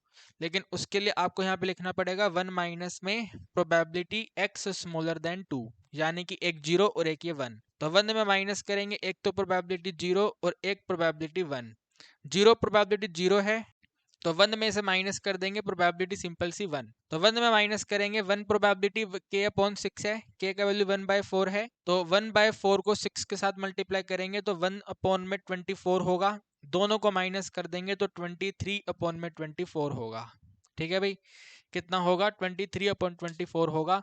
देखो मेरे दोस्तों, प्यारे दोस्तों, अपने दिमाग में ज्यादा टेंशन नहीं पालनी है। 4 वैल्यूज को कैलकुलेट करने के कंपैरिजन में 2 वैल्यूज को कैलकुलेट करना आसान है। ये बात मैं सही बोल रहा हूँ, गलत बोल रहा हूँ? सही बोल रहा हूँ ना? आपको गलत लग रही है, लगने दो, लेकिन मैं सही बोल रहा हूँ। 4 वैल्यूज को कैलकुलेट करने से बेटर है 2 वैल्यू कैलकुलेट करें। तो मैंने यहाँ पे 2 वैल्यू कैलकुलेट कर ली, 0 कैलकुलेट कर ली, 1 कैलकुलेट कर ली, 1/24 आ गया, 1 में माइनस कर दिया। अब आप में से कुछ बच्चे जबरदस्ती कहेंगे कि नहीं सर, हम तो ये 4 ही कैलकुलेट करेंगे, ये 4 ही कैलकुलेट करेंगे। तो कर लो, दिक्कत थोड़ी है, 4 कैलकुलेट करने में दिक्कत नहीं है। लेकिन 4 के कंपैरिजन में 2 को कैलकुलेट करना आसान है, इजी है। तो हमें अपने एग्जाम में बाकी बच्चों से आगे रहना है, तो आसान काम करना है, इजी काम करना है, मुश्किल काम नहीं करना है। तो इजी काम क्या है? ये 2 वैल्यू कैलकुलेट करना, ना कि ये 4 वैल्यू कैलकुलेट करना। आई होप आप मेरी बात समझ रहे हैं। आंसर आया है 23/24। इसके बाद में थर्ड आपके सामने आ चुका है, ठीक है ना। इस क्वेश्चन का सी पार्ट जो है, उसमें आपको मैथमेटिकल एक्सपेक्टेशन वैल्यू बतानी है, यानी कि मीन वैल्यू आपको पता करनी है क्या होगी। तो मीन वैल्यू का मतलब इन सबको आपस में मल्टीप्लाई करके के का वैल्यू सब्स्टिट्यूट करके बताओ आंसर क्या है। तो आप यहाँ पे लिखेंगे, आपको बताना है एक्सपेक्टेड मीन वैल्यू, यानी कि समेशन ऑफ पी एक्स। तो समेशन ऑफ पी एक्स क्या होगा? इन्हें मल्टीप्लाई करेंगे, 0 हो जाएगा। इन दोनों को मल्टीप्लाई करेंगे तो 1 को मल्टीप्लाई कर देंगे, k/6 ऐसे लिख के दिखाएंगे, ठीक है। फिर एडिंग करेंगे, इन्हें मल्टीप्लाई कर देंगे, तो 2 को मल्टीप्लाई करेंगे k/3 से, फिर एडिंग करेंगे, फिर इन्हें मल्टीप्लाई करेंगे, तो 3 में मल्टीप्लाई करेंगे विद इन ब्रैकेट 1 माइनस में k और इसके डिनोमिनेटर में 2, फिर इन्हें मल्टीप्लाई करेंगे तो एडिंग, 4 में मल्टीप्लाई करेंगे 2 इंटू में k, और फिर 5 और 0 को मल्टीप्लाई करेंगे तो 0 रहेगा। तो बस इसको आप एडिंग करके बता दो आंसर कितना है, ठीक है। तो यहाँ पे तो आएगा ये k/6, ठीक है, k/6। k/6 के साथ में यहाँ पे आ गया है ये 2k डिवाइड बाई 3। 3 को मल्टीप्लाई करेंगे तो एडिंग में 3 माइनस में 3 इंटू में k के डिनोमिनेटर में 2, और 4 को 2 से करेंगे तो 8 इंटू में k होगा। ठीक है भाई, ये वाला वैल्यू बना है आपके सामने। तो यहाँ पे अब आप एक काम करिए, एलसीएम ले लीजिए, 6 एलसीएम होगा। यहाँ पे सिंपल सिंपल k रहेगा, 3 के टेबल पे 6 कटेगा 2 पे, तो 2 इंटू 2 हो जाएगा 4k। यहाँ पे 3 पे डिवाइड होगा, 3 को 3 से मल्टीप्लाई करेंगे 9 होगा, फिर से 3 से करेंगे तो 9k हो जाएगा, और इसके डिनोमिनेटर में 1 है तो 8 6 जा हो जाएगा 48। ठीक है भाई, ये पूरी कंप्लीट वैल्यू सॉल्व करनी है। तो कैसे कर रहे हैं इसको? देखो भाई, 4 और 1 प्लस करेंगे 5 होगा, 5 में 9 माइनस कर देंगे तो माइनस में 4 होगा। इसमें एडिंग करेंगे 48 इंटू में k, और एडिंग करेंगे 9, और इन सभी को डिवाइड करेंगे 6 से। ठीक है भाई, ये सॉल्व कर देंगे, 44 इंटू k हो जाएगा, एडिंग में 9 है, डिनोमिनेटर में 6 है। k का वैल्यू हमने पता किया था 1/4 है। तो आप यहाँ पे ध्यान से देखो, 44 को अगर हम k से मल्टीप्लाई करते हैं तो 44 इंटू 1/4 करते हैं तो 11 हो जाएगा।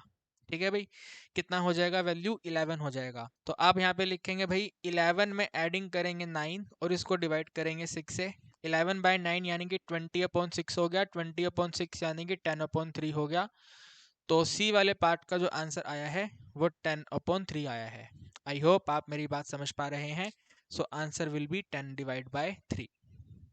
इसके बाद में आप देख पा रहे हैं और करके आपके स्क्रीन पे क्वेश्चन है, यानी कि वो इसी सी पार्ट का सेकंड वाला है। तो आपको तो मालूम है केस स्टडी में 4 क्वेश्चन आने हैं, 4 में से 3 करने हैं। ए और बी कंपलसरी हैं, ए और बी हमने यहाँ पे करे हुए थे, उनको मैंने इरेज कर दिया सो दैट मैं ये वाला क्वेश्चन कर सकूं। और जो सी वाला पार्ट रहेगा उसमें चॉइस रहेगी, तो चाहे ये वाला कर लो, 10/3 आंसर आ चुका है, या फिर जो अभी हम करवाएंगे वो वाला आप एग्जाम में करना। तो अब क्वेश्चन कहता है टू प्रमोट अर्ली एडमिशन, फटाफट तेजी में स्पीड से पहले ही कॉलेज में एडमिशन हो जाए, तो उसके लिए कॉलेज स्कॉलरशिप दे रही है। तो स्कॉलरशिप कैसे कैसे है वो आपको डेटा दिया हुआ है। जो 4 वीक पहले ही अपना एडमिशन डन कर देगा 50,000 की स्कॉलरशिप मिलेगी। 3 वीक्स पहले डन करेगा 20,000 की स्कॉलरशिप मिलेगी। 2 वीक्स 1 वीक्स पहले डन करेगा 12,000 और 9600 की स्कॉलरशिप मिलेगी। तो अब आपको बताना है एक्सपेक्टेड स्कॉलरशिप का वैल्यू कितना है, यानी कि स्कॉलरशिप अमाउंट का मीन कितना है। यहाँ पे हमने मीन पता किया था इन 1 2 3 4 के हिसाब से। अब हमें मीन पता करना है टोटल अमाउंट के हिसाब से, वैल्यू के हिसाब से। तो आपको वो लॉटरी वाला क्वेश्चन याद है जिसके अंदर मैंने आपको कहा था कि हारने का प्रोबेबिलिटी x 0 होता है लेकिन अमाउंट में कितना है। तो ये वाला क्वेश्चन वैसा ही है। मीन आपको बताना है तो उसके लिए x की वैल्यू को हमें अमाउंट में लिखना पड़ेगा। ठीक है, ये वाला जो क्वेश्चन है इसी में हमें x की वैल्यू को अमाउंट में लिखना पड़ेगा। तो क्वेश्चन नंबर सी का और जो है, ठीक है, सी का जो और वाला है जो अभी आपके सामने है, यहाँ पे हम पहले x की वैल्यू चेंज करेंगे। तो x की वैल्यू क्या क्या बनेगी ध्यान से देखना। इन्होंने कहा है 1 वीक 2 वीक 3 वीक 4 वीक, तो इसे हटा दो, इसकी जरूरत नहीं है और इसकी जरूरत नहीं है, सिर्फ 1 2 3 4 है। तो पहले वीक से पहले जो एडमिशन ले रहे हैं, 1 वीक पहले फटाफट, एक मतलब 1 हफ्ते पहले ही जिसने एडमिशन लिया है, 1 की वैल्यू पे स्कॉलरशिप अमाउंट कितना है, तो 1 वैल्यू पे 9600 है। ठीक है, इसी तरह 2 पे कितना है, देखो डिक्रीजिंग ऑर्डर में जा रहे हैं, 1 2 3 4, क्वेश्चन में 4 3 2 दिया हुआ है, मैं नीचे से ऊपर की तरफ रीड कर रहा हूँ। तो 96 के बाद में 12,000 है। ठीक है, 12,000 के बाद में आपके पास 20,000 है। ठीक है, 20,000 के बाद में अपने पास कुल मिला के 50,000 है। ठीक है, ऐसे करके ऊपर से नीचे नोट करा। अब इनका प्रोबेबिलिटी तो सेम रहेगा जो यहाँ पे हमने लिखा हुआ था, तो हम इनको चेंज कर लेते हैं, के का वैल्यू पुट कर लेते हैं। ठीक है, यहाँ पे आप के पुट करोगे 1/4 था, 1/4 है तो यहाँ पे 1/24 हो जाएगा। हो जाएगा नहीं हो जाएगा, 6 और 4 मल्टीप्लाई होके 24 हो जाएगा। यहाँ पे k/3 है, 4 और 3 12 हो जाएगा, तो 1/12 हो जाएगा। यहाँ पे 1 माइनस में k/2 है, तो यहाँ पे आप सोल्व कर लो। 1 में माइनस है 1/4 और इसको डिवाइड करना है 2 से, तो ये तो बन जाएगा 3/4, इसके डिनोमिनेटर में 2, इसके डिनोमिनेटर में 1 है, तो 1 यहाँ ऊपर मल्टीप्लाई होगा, 2 इससे मल्टीप्लाई होगा, तो इट इज 3/8। ठीक है ना भाई, कितना बना है यहाँ पे 3/8 बना है। लास्ट में 2k है, तो 2 को 1/4 से मल्टीप्लाई करेंगे तो यहाँ पे 1/2 होगा। ठीक है, तो हमने यहाँ पे प्रोबेबिलिटी भी नोट कर दी, अमाउंट भी नोट कर दिया।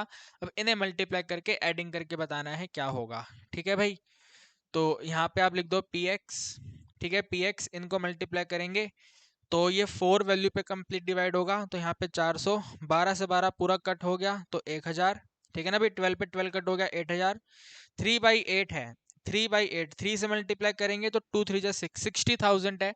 60,000 को 8 से डिवाइड करेंगे तो 7500 आएगा, तो यहाँ पे आप नोट कर देंगे 7500 और डिवाइड बाय 2 है, तो बस 50 को डिवाइड कर दो 25 हो जाएगा, तो 25,000 हो गया। ठीक है, अब इन सबको एडिंग करना है, तो 5 और 4 यहाँ पे 9 हो जाएगा। ठीक है ना, 5 और 4 9 हो गया, 25 और 1 26 हो गया, 26 और 7 33 हो गया। ठीक है, तो भाई एवरेज स्कॉलरशिप कितनी दी गई है, 33,900 दी गई है। यहाँ पे नोट कर दो ये मीन है, यानी कि एवरेज स्कॉलरशिप है। मीन इक्वल टू में summation p x equal to में दिस 33,900। तो इस सी वाले के जो और का आंसर है वो ये है 33,900, और वो वाला सिंपल सा आंसर है 10/3। क्वेश्चन नंबर 16 बिल्कुल ही आसान है, very very very very simple question है। पॉइजन डिस्ट्रीब्यूशन का जो मीन है वो m है, तो पॉइजन डिस्ट्रीब्यूशन का एचडी क्या है। भाई देखो सिंपल सी बात है, जो एचडी है वो रूट ऑफ वेरियांस होता है, और पॉइजन डिस्ट्रीब्यूशन की खासियत है कि इसके अंदर वेरियांस मीन बराबर होता है, तो जो मीन m है वही वेरियांस है, तो वेरियांस इक्वल टू में m, तो एचडी इक्वल टू में रूट ऑफ m। ऑप्शन है हमारा आंसर हो गया, खेल खत्म हो गया। ठीक है, फिर भी अगर आपको यहाँ पे लिखना है तो क्वेश्चन नंबर 16, क्वेश्चन नंबर 16 में जो मीन है, ठीक है, जो मीन है वो आपको m दिया हुआ है, एंड जो वेरियांस है वो मीन ही होता है, तो ये m हो जाएगा, एंड जो hd है ये रूट ऑफ वेरियांस होता है, तो root of variance root of m होगा। क्वेश्चन हमारा बिल्कुल खत्म हो चुका है। ठीक है, ऐसे क्वेश्चन तो माइंड में ही सोल्व हो जाते हैं, लिखने की जरूरत इनको नहीं पड़ती है। इसके बाद में क्वेश्चन नंबर 17 भी प्रॉपर्टी का क्वेश्चन है भाई। ठीक है ना, सिंपल सी प्रॉपर्टी है। अगर आप पॉइजन डिस्ट्रीब्यूशन में 0 से इन्फिनिटी की सभी प्रोबेबिलिटी को ऐड करोगे तो आंसर क्या होगा? तो सभी प्रोबेबिलिटी, सभी का मतलब all probability, sum of all probability कितना होता है? चाहे बायनोमियल हो, चाहे पॉइजन हो, चाहे नॉर्मल डिस्ट्रीब्यूशन हो, ऑलवेज 1 होता है। कितना होता है भैया? 1 होता है। तो क्वेश्चन का आंसर बनेगा ऑप्शन डी 1। ठीक है भाई, 17 का आंसर बनेगा option D 1। Sum of all probability बताना था तो ऑप्शन डी 1 हमारे क्वेश्चन नंबर 17 का आंसर आया है। क्वेश्चन नंबर 18 में automatic machine produces 20 pins per day बोला हुआ है, तो n का वैल्यू 20,000 रहेगा। On rare occasion it produces perfect pin. बताओ यार, कभी कभी परफेक्ट पिन प्रोड्यूस किया जाता है, उसका चांस 1 में 10,000 दिया हुआ है। बताओ यार, कमाल कर रहे हैं। प्रोबेबिलिटी दे रखी है कि परफेक्ट पिन प्रोड्यूस होता है कभी कभी 1/10,000, यानी कि बाकी के समय गलत पिन प्रोड्यूस करते होंगे। चलो कोई बात नहीं, हमें इससे लेना देना नहीं है। पॉइजन डिस्ट्रीब्यूशन को एज्यूम करते हुए मीन और वेरियांस बताओ। मीन और वेरियांस पॉइजन डिस्ट्रीब्यूशन का सेम होता है, सेम होता है, सेम होता है। अब वो क्या होता है वो हमें पता करना है, तो आप यहाँ पे नोट करेंगे इन क्वेश्चन नंबर 18। ठीक है, क्वेश्चन नंबर 18 जो मीन वैल्यू है वही वेरियांस है और वही n इंटू पी है। तो टोटल एक दिन में 20,000 पिन का प्रोडक्शन होता है, जिनमें से करेक्ट पिन 1/10,000 होती हैं। ठीक है, 1/10,000 होती हैं। 4 0 कैंसिल करेंगे, 2 आंसर होगा। तो क्वेश्चन नंबर 18 में मीन और वेरियांस दोनों के दोनों जो हैं कुल मिलाकर के 2 हैं। तो 2 और 2 ऑप्शन नंबर बी हमारे इस क्वेश्चन का करेक्ट आंसर है। इसके बाद में क्वेश्चन नंबर 19 में आप थोड़ा बहुत कंफ्यूज हो सकते हैं। ठीक है ना, क्योंकि आपको प्रोबेबिलिटी बतानी है ग्रेटर 1.5 की। प्रोबेबिलिटी ग्रेटर 1.5 थोड़ा बहुत कंफ्यूजिंग है सर 1.5, क्योंकि आपको तो मालूम है random variable capital x Poisson distribution binomial distribution में डेसिमल नोटेशन में नहीं हो सकता। ठीक है ना, मोस्ट ऑफ द केसेस में नहीं हो सकता, इररिस्पेक्टिव अगर वो क्वेश्चन हारने वाला है, जीतने वाला है, ठीक है, अमाउंट वाला है, उनमें हो सकता है, लेकिन वैसे यूजुअल नहीं होता है। तो आपको पॉइजन डिस्ट्रीब्यूशन का मीन दिया हुआ है, तो आप यहाँ पे लिखेंगे भाई m का वैल्यू जो है मीन है, और वो मीन है कितना? तो मीन का वैल्यू 2 है। ठीक है भाई, पॉइजन डिस्ट्रीब्यूशन में मीन का वैल्यू 2 है। फॉर्मूला यहाँ पे नोट कर दो, probability at x equal to में r का आंसर होगा e की पावर -m, साथ में m की पावर r के डिनोमिनेटर में फैक्टोरियल ऑफ r। m का वैल्यू पुट करके नोट करोगे तो e की पावर -2 के साथ में 2 की पावर r और इसके डिनोमिनेटर में फैक्टोरियल ऑफ r। ठीक है, probability at x equal to में r ये बनेगा। इसके हिसाब से हमें क्वेश्चन का आंसर देना है। तो आपको बताना है probability capital x, probability capital x greater है। ग्रेटर है किससे? ग्रेटर है 1.5 से ग्रेटर है। ठीक है, यहाँ पे देखो स्केल फैक्टर समझो, यहाँ पे कहीं पे 1 होगा, यहाँ पे 1.5 है, इससे पहले कहीं 0 होगा और इससे आगे 2 है। तो क्वेश्चन कह रहा है 1.5 से बड़ा है। ठीक है, इस वाले 1.5 से बड़ा है, तो 1.5 एक डेसिमल नोटेशन है। तो डेसिमल नोटेशन से बड़ी वैल्यू कौन कौन सी प्रॉपर इंटीजर हैं? तो एक तो ये 2 है, 2 के आगे 3 है, फिर 4 5 6 7 8 9 10 आगे तक कहानी चलती रहेगी। तो इतनी ज़्यादा कैलकुलेशन तो हमारे करने के बस की है नहीं, तो हम इसका कॉम्प्लीमेंट ले लेंगे, यानी कि 1.5 से छोटे वैल्यू कौन कौन से हैं? तो एक ये 0 है और एक ये 1 है। तो इसका जो आंसर बनेगा वो आप बनाएंगे 1 में माइनस, एक 0 और एक 1। ठीक है, एक इसमें 0 माइनस करेंगे और एक इसमें 1 माइनस करेंगे। ठीक है भाई, ये ग्रेटर वाले का आंसर क्या बनेगा? 1 में -0 और 1, 1 में -0 और 1। ठीक है, अब आइए फटाफट इसको स्पीड से सॉल्व कर देते हैं। ठीक है, ध्यान रखने वाली बात यही थी कि इसके अंदर 1.5 को कंसीडर नहीं करना है, तो 1.5 से छोटा लेंगे तो 1 भी आएगा, 0 भी आएगा। तो इसका आंसर लिखेंगे 1 माइनस 0 का मतलब है यहाँ पे आपको 0 पुट करना है। तो विद इन ब्रैकेट सोल्व करें या ऐसे सोल्व कर दें? चलो ऐसे सोल्व कर देते हैं। ठीक है ना, ब्रैकेट क्या लगाना, ऐसे सोल्व कर देते हैं। यहाँ पे आपको r की वैल्यू 0 पुट करनी है, तो e की पावर -2 के साथ में 2 की पावर 0 के डिनोमिनेटर में फैक्टोरियल 0, यहाँ पे e की पावर -2 के साथ में 2 की पावर 1 के डिनोमिनेटर में फैक्टोरियल ऑफ 1। तो ये बनेगा 1 माइनस में 2 की पावर 0 कितना होता है भाई? 1 होता है। तो e की पावर -2 के साथ 1 के डिनोमिनेटर में 1, फिर माइनस e की पावर -2 सेम, 2 की पावर 1 होता है 2, फैक्टोरियल 1 होता है 1। यानी कि बनेगा 1 माइनस में सिंपल सा e की पावर -2 माइनस में 2 मल्टीप्लाई e की पावर -2, दोनों को हम कंबाइन कर लेंगे तो 1 माइनस में 3 इंटू में e की पावर -2। ठीक है, कितना आंसर आया है? 1 माइनस में 3 इंटू में e की पावर -2, यानी कि ऑप्शन नंबर डी आया है। ठीक है, तो इसको आंसर बना है option number D, 1 minus 3 into E power -2। इसके बाद में क्वेश्चन 20 आप लोग रीड कर सकते हैं फटाफट स्पीड से। ठीक है, आपकी स्क्रीन पे आ चुका है, तो 20 क्वेश्चन एक बार आप रीड कर लें फटाफट। वैसे तो very very very simple question है। River passing near a town floods it on an average twice every 10 year. हर 10 साल में 2 बार की एवरेज है। 10 साल में 2, 10 साल में 2, 10 साल में 2, तो 10 साल, अगर पूरा का पूरा क्वेश्चन 10 साल के ऊपर बेस रहेगा तो एवरेज मीन का वैल्यू रहेगा 2। ठीक है, तो हम यहाँ पे नोट कर देते हैं फॉर n इक्वल टू में 10 ईयर। अगर n का वैल्यू 10 रहेगा, अगर क्वेश्चन का डेटा 10 के ऊपर बात करेगा, 10 सालों की बात करेगा, तो जो मीन का आंसर है जो m होता है वो रहेगा 2। ठीक है भाई, कितना रहेगा? वो रहेगा 2। तो इन दोनों के बेसिस पे आपको बताना है पॉइजन डिस्ट्रीब्यूशन एज्यूम करते हुए यही वाला सेम फॉर्मूला अप्लाई होगा। Probability that the town faces flooding, town ने फ्लड फेस किया है at least once in 10 year. At least once in 10 year, तो एट लीस्ट वंस का आंसर आपको मालूम है ना, अभी कुछ समय पहले आया था। So probability at least once, right, probability at least 1, इसका आंसर होता है 1 माइनस में प्रोबेबिलिटी 0। ठीक है, प्रोबेबिलिटी नन, 0 मतलब प्रोबेबिलिटी नन। तो हमें इसी सेम वाले फॉर्मूले में r का वैल्यू 0 करना है, लेकिन पहले इसके अकॉर्डिंग वैल्यू सब्स्टिट्यूट कर लेते हैं। वैसे तो यार ये सेम रहेगा, देखो सेम रहेगा, यहाँ पे m का वैल्यू 2 है, इधर भी m का वैल्यू 2 था, तो फॉर्मूला यही सेम आएगा।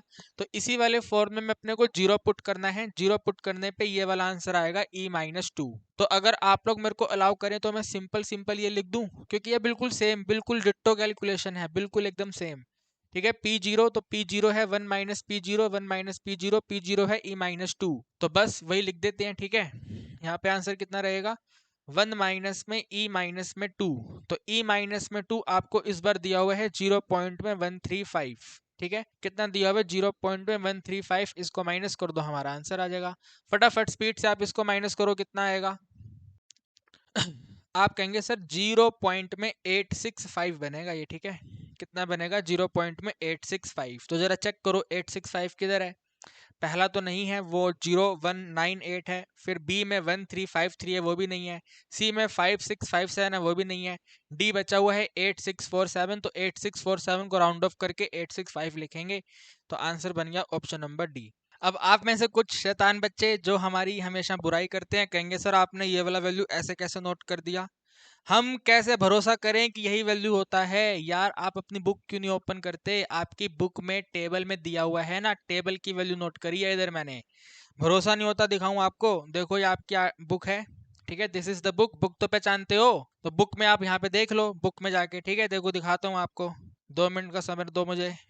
ये देख लो मेरे भाई, value of e power lambda और e माइनस लैम्डा। आप यहाँ पे देख लो 2 की वैल्यू कितनी है, देखो भाई ये रहा। ठीक है, 135 देख रहे हो, 0.135। ठीक है, यही वाला आपका आंसर है 0.135, और वही मैंने यहाँ पे नोट किया है। तो कभी कभी जिस टीचर से पढ़ रहे हो ना, उस टीचर पे थोड़ा सा भरोसा करना सीखो मेरे भाई। गलत नहीं पढ़ाते हम आपको, जो पढ़ाते हैं सही पढ़ाते हैं। और मुझे हर बार अपने आप को साबित करना पड़ता है, इस बार दोबारा करना पड़ेगा, कोई नहीं। तो ये टेबल से वैल्यू यहाँ पे नोट करी है। ठीक है, आपके एग्जाम में क्वेश्चन में गिवन होगा, वेरी वेरी गुड है, गिवन नहीं होगा तो टेबल से चेक करके नोट करना पड़ेगा, सिंपल सी बात है। जैसे आप देख सकते हैं 21 क्वेश्चन में आपको वैल्यू गिवन है, तो कोई टेंशन की बात ही नहीं है, जो वैल्यू गिवन है उसको यूज कर लेंगे। ठीक है ना, तो ज्यादा टेंशन नहीं लेते हैं मेरे भाई। आइए 21 क्वेश्चन को सोल्व करते हैं। It is known that 3% plastic bucket manufactured in a factory are defective. तो अगर क्वेश्चन डिफेक्टिव की बात करेगा तो डिफेक्टिविटी की प्रोबेबिलिटी आपको दे रखी है 3%। Using Poisson distribution, Poisson distribution का यूज करना है। सैंपल ऑफ 100 बकेट्स, हमने 100 बकेट्स का सैंपल चेक किया है, तो उसमें से प्रोबेबिलिटी बतानी है। फर्स्ट वाले पार्ट में एक भी डिफेक्टिव नहीं है, सेकंड वाले में एट मोस्ट 1 डिफेक्टिव है, तो कोई दिक्कत नहीं है। पहले आप यहाँ पे मीन कैलकुलेट करो। ठीक है, मीन कितना है, तो n का वैल्यू 100 है और डिफेक्टिव का प्रोबेबिलिटी 3% है, राइट। 3% का मतलब कितना हो गया? 3% का मतलब 3 ही हो गया, यस और नो?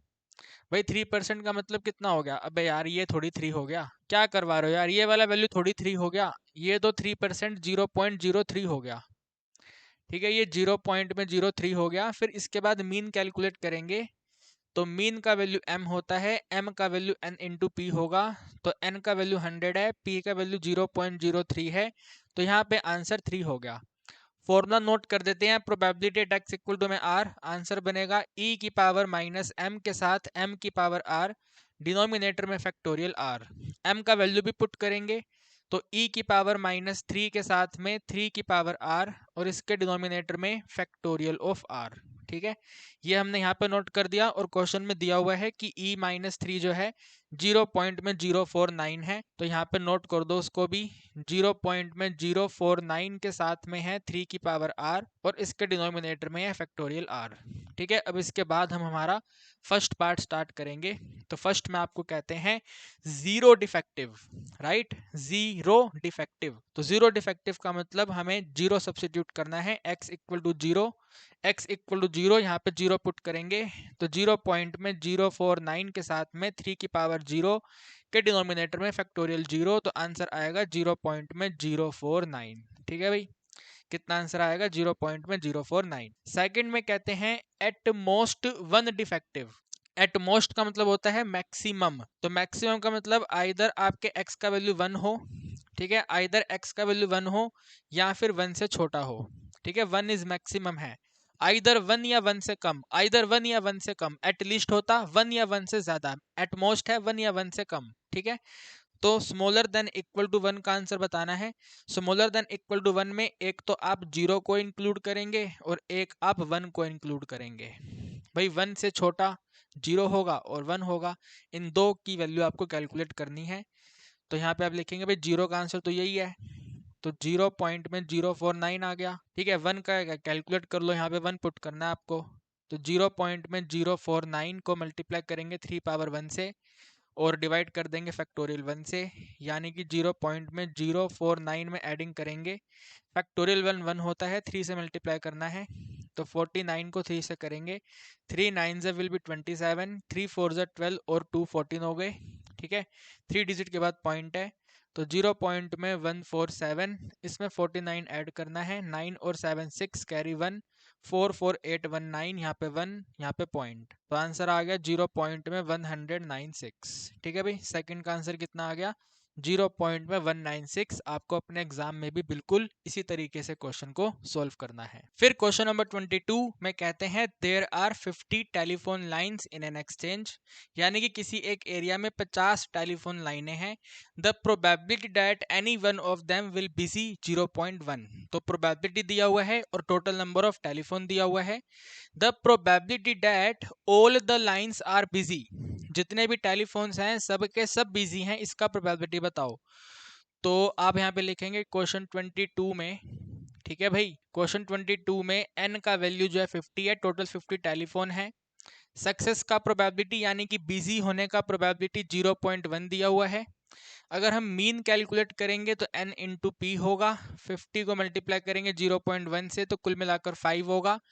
अब इसके बाद अगर इस तरीके का फॉर्मूला हम यहाँ पे नोट करेंगे, तो probability at x equal to में r इज इक्वल टू में e की पावर माइनस m, साथ में m की पावर r के डिनोमिनेटर में फैक्टोरियल r, तो आप लिखेंगे e की पावर माइनस 5 के साथ में 5 की पावर r के डिनोमिनेटर में फैक्टोरियल ऑफ r। अब यहाँ पे r क्या है? तो क्वेश्चन कहता है कि जितने भी टेलीफोन हैं सबके सब बिजी हैं। So how many telephone you have in the question? So you have कुल मिलाकर के 50 telephone, right. How many telephone? 50 telephone, तो हमें r का वैल्यू 50 पुट करना है। So probability at x equal to 50 is equal to में e की पावर माइनस 5 के साथ में 5 की पावर 50 के डिनोमिनेटर में फैक्टोरियल 50। आप देखिए और बताइए कौन से ऑप्शन में आपको दिया हुआ है। ठीक है भाई, 5 की पावर 50 और e की पावर माइनस 5 के साथ 50 फैक्टोरियल, तो 50 फैक्टोरियल उन्होंने ऐसे एक्सप्लेनेटर साइन करके बना रखा है, तो ऑप्शन सी है ये। ठीक है भाई, 22 का आंसर आ गया option number C. Question number 23 theory question है, देखते ही उड़ने वाला क्वेश्चन है। आपको बताना है नॉर्मल डिस्ट्रीब्यूशन कौन सी कर्व के सिमेट्रिकल होता है, तो भैया मीन के होता है। ठीक है, किसके होता है? मीन के होता है।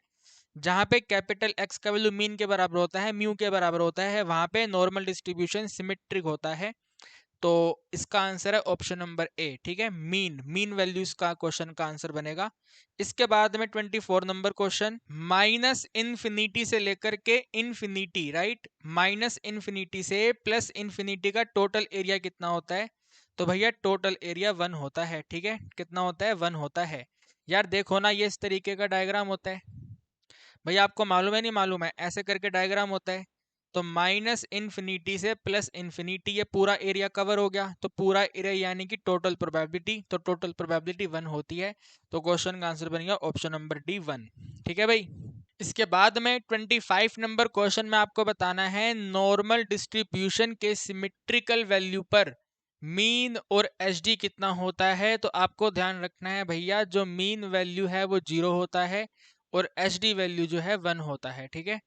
मीन 0 होता है, एच डी 1 होता है, mean 0 H D 1, mean 0 H D 1, option D आपके क्वेश्चन का आंसर है, ठीक है। ये छोटे छोटे थ्योरी वाले क्वेश्चन है, देखते ही उड़ गए हैं क्वेश्चन। मीन 0 है, एच डी 1 है। इसके बाद में question number 26 proper practical question आया है और मेरे हिसाब से काफी आसान क्वेश्चन ही होगा, है ना। रीड कर लेते हैं।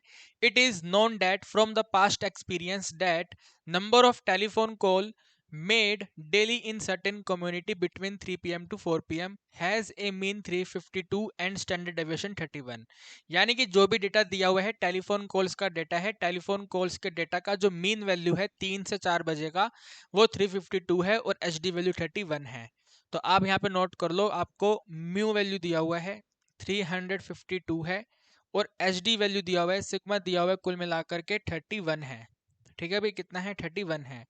Now you need to tell what percentage of the time will be there more than 400 telephone calls. More than 400. You need to find the probability of capital X greater than 400. ठीक है, greater than 400। तो सबसे पहले हमें इस 400 की value को z में कन्वर्ट करना पड़ेगा और z में कन्वर्ट करने के लिए फॉर्मूला आप यहाँ पे नोट करेंगे, z equal to capital x minus में म्यू के डिनोमिनेटर में एच डी वैल्यू। तो कैपिटल x ये 400 है, 400 में हमने 352 माइनस करा, डिवाइड कर दिया इसको हमने 31 से, ठीक है। 400 में 52 माइनस करेंगे तो कितना आएगा? 48 आएगा। तो 48 को डिवाइड करना है हमें 31 से।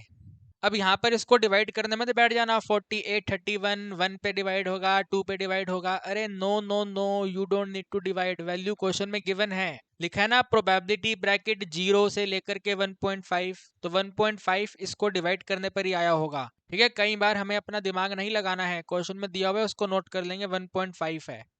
तो ये बनेगा, हमें बताना है प्रोबेबिलिटी कैपिटल एक्स ग्रेटर 1.5, ठीक है भाई। We need to tell what is the answer of probability greater 1.5। अब यहाँ पे ध्यान से समझो आप इसको, यहाँ पे पहले जेड कर लो, ये जेड है, ठीक है, प्रोबेबिलिटी जेड ग्रेटर 1.5। अब देखो ये आपके सामने डायग्राम है, आपको तो मालूम ही है, this is the normal distribution diagram. इधर इन्फिनिटी होगा, इधर नेगेटिव इन्फिनिटी होगा, और ये वाला बिल्कुल सेंटर लाइन जहाँ पर मीन वैल्यू 0 होती है, ये वाला जो क्वेश्चन था, है ना, यहाँ पे मीन वैल्यू 0 होती है। तो इस वाले सेंटर पॉइंट पे मान लेते हैं ये 0 है, मानना क्या है, होता ही 0 है। तो 0 के बाद में आपने पता करा कि जो ये 1.5 है यहाँ पर आ गया है, ठीक है, 1.5। आपको आंसर बताना है ये वाला 1.5 से बड़े वाला, ठीक है। You need to tell this portion कि भैया ये वाला पोर्शन कितना है, और आपको क्वेश्चन में ये वाला वैल्यू दिया हुआ है, ठीक है, 0 से लेकर के 1.5। देखो ऐसे लिखा हुआ है ना, probability 0 smaller equal Z smaller 1.5, तो ये बिटवीन वाला वैल्यू दिया हुआ है आपको, ये वाला आंसर आपको दिया हुआ है, ठीक है। ये वाला वैल्यू आपको गिवन है, यहाँ पे लिखते हैं गिवन, ठीक है। और ये वाला वैल्यू आपको पता करना है, मान लेते हैं x। तो गिवन वाले में अगर हम x की वैल्यू ऐड करेंगे, गिवन और x को ऐड करेंगे तो राइट हैंड साइड का कंप्लीट एरिया होगा, और राइट हैंड साइड का कंप्लीट एरिया 0.5 होता है। कितना होता है? 0.5 होता है। टोटल 1 होता है तो हाफ 0.5 होगा, तो इन दोनों का एडिशन 0.5 है। गिवन हमें दे रखा है कितना है, आपको x वैल्यू पता करनी है, तो x इज इक्वल टू में 0.5 में माइनस कर देंगे गिवन वाला, यानी कि ये वाला जो वैल्यू है x है ये हमें पता करना है, तो ये वाला किसके इक्वल होगा? 0.5 में माइनस कर देंगे जो क्वेश्चन में आपको गिवन है। और क्वेश्चन में आपको गिवन कितना है? क्वेश्चन में गिवन है 4394, तो 0 पॉइंट में 4 3 9 और 4, ठीक है। अबे क्या कर रहे हो यार, 94 आएगा ना इधर, ठीक है, 4 3 9 और 4, तो बस इसको माइनस कर दो और देख लो कितना आंसर आएगा। 10 में 4 माइनस करेंगे कितना बनेगा, 10 में 4 माइनस करेंगे 6 हो जाएगा। ठीक है, 9 में 9 0 हो जाएगा, 9 में 6 माइनस करेंगे 3 माइनस करेंगे 6 होगा, और यहाँ पे आपका 5 होगा 0 पॉइंट में।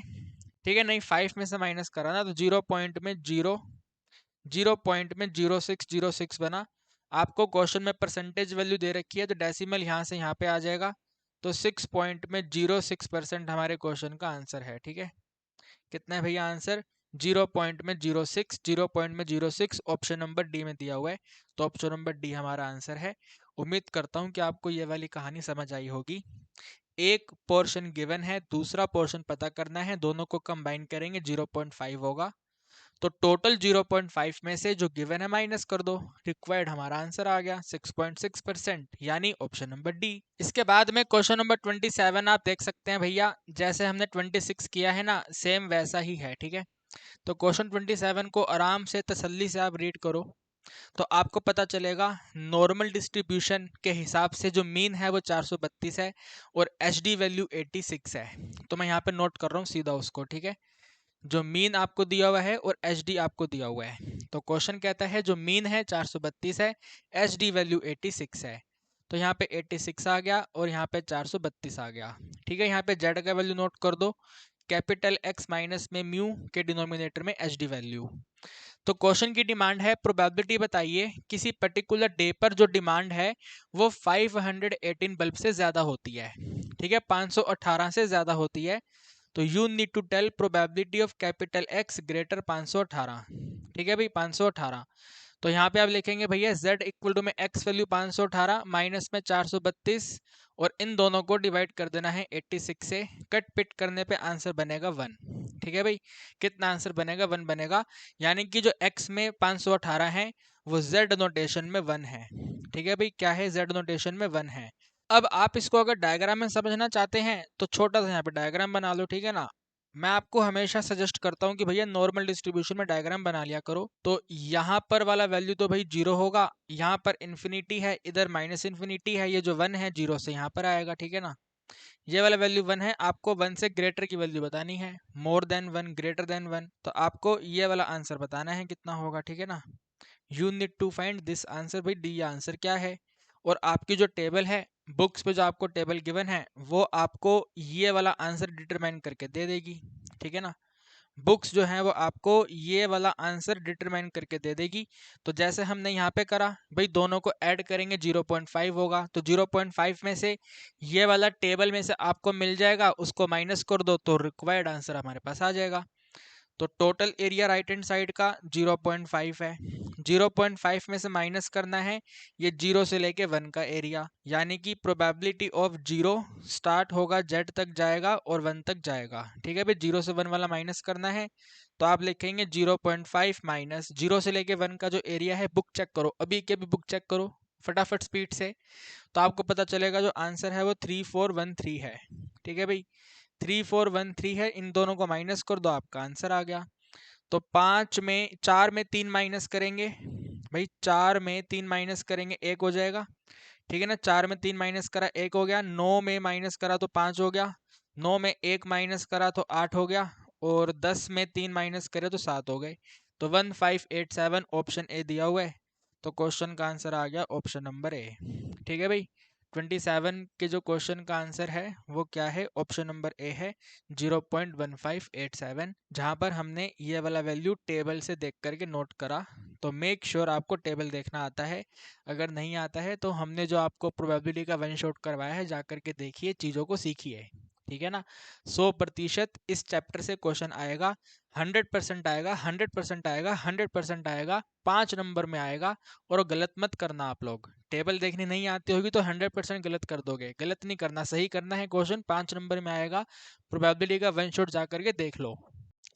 इसके बाद में 28 क्वेश्चन भी आपके सामने आ चुका है, फटाफट स्पीड से आप रीड कर लो। ठीक है ना, बहुत आसान क्वेश्चन है। The value of mortgage loan made by a certain bank is normal distributed with mean और स्टैंडर्ड डेविएशन। तो हमें बाकी डेटा से कोई लेना देना नहीं होता, क्वेश्चन में क्या दिया है क्या नहीं दिया। मीन और एचडी क्या है इसको नोट करो आप, ठीक है। मीन वैल्यू क्या है और एचडी वैल्यू क्या है, तो आप यहाँ पे देखेंगे भैया मीन और एचडी आपको दिया हुआ है और बिल्कुल आसान दिया हुआ है। 36 लाख और 12 लाख, मैं 32 कहने वाला था, 36 लाख और 12 लाख दिया हुआ है, तो यहाँ पे लिख दो भैया 36 है और यहाँ पे 12 है, ठीक है ना। 36 और 12 हमें दे रखा है। क्वेश्चन कहता है प्रोबेबिलिटी बताइए, किसी भी एक पर्टिकुलर लोन को हमने सिलेक्ट करा और उस लोन का वैल्यू 54 लाख से कम है, ठीक है। 54 लाख से कम है, यानी कि आपको प्रोबेबिलिटी बताना है कैपिटल एक्स स्मॉलर है 54 से, ठीक है भाई। प्रोबेबिलिटी एक्स जो है वो 54 से स्मॉलर है, इसका आपको आंसर बताना है। तो पहले आप यहाँ पे लिखो z क्या है, ठीक है ना।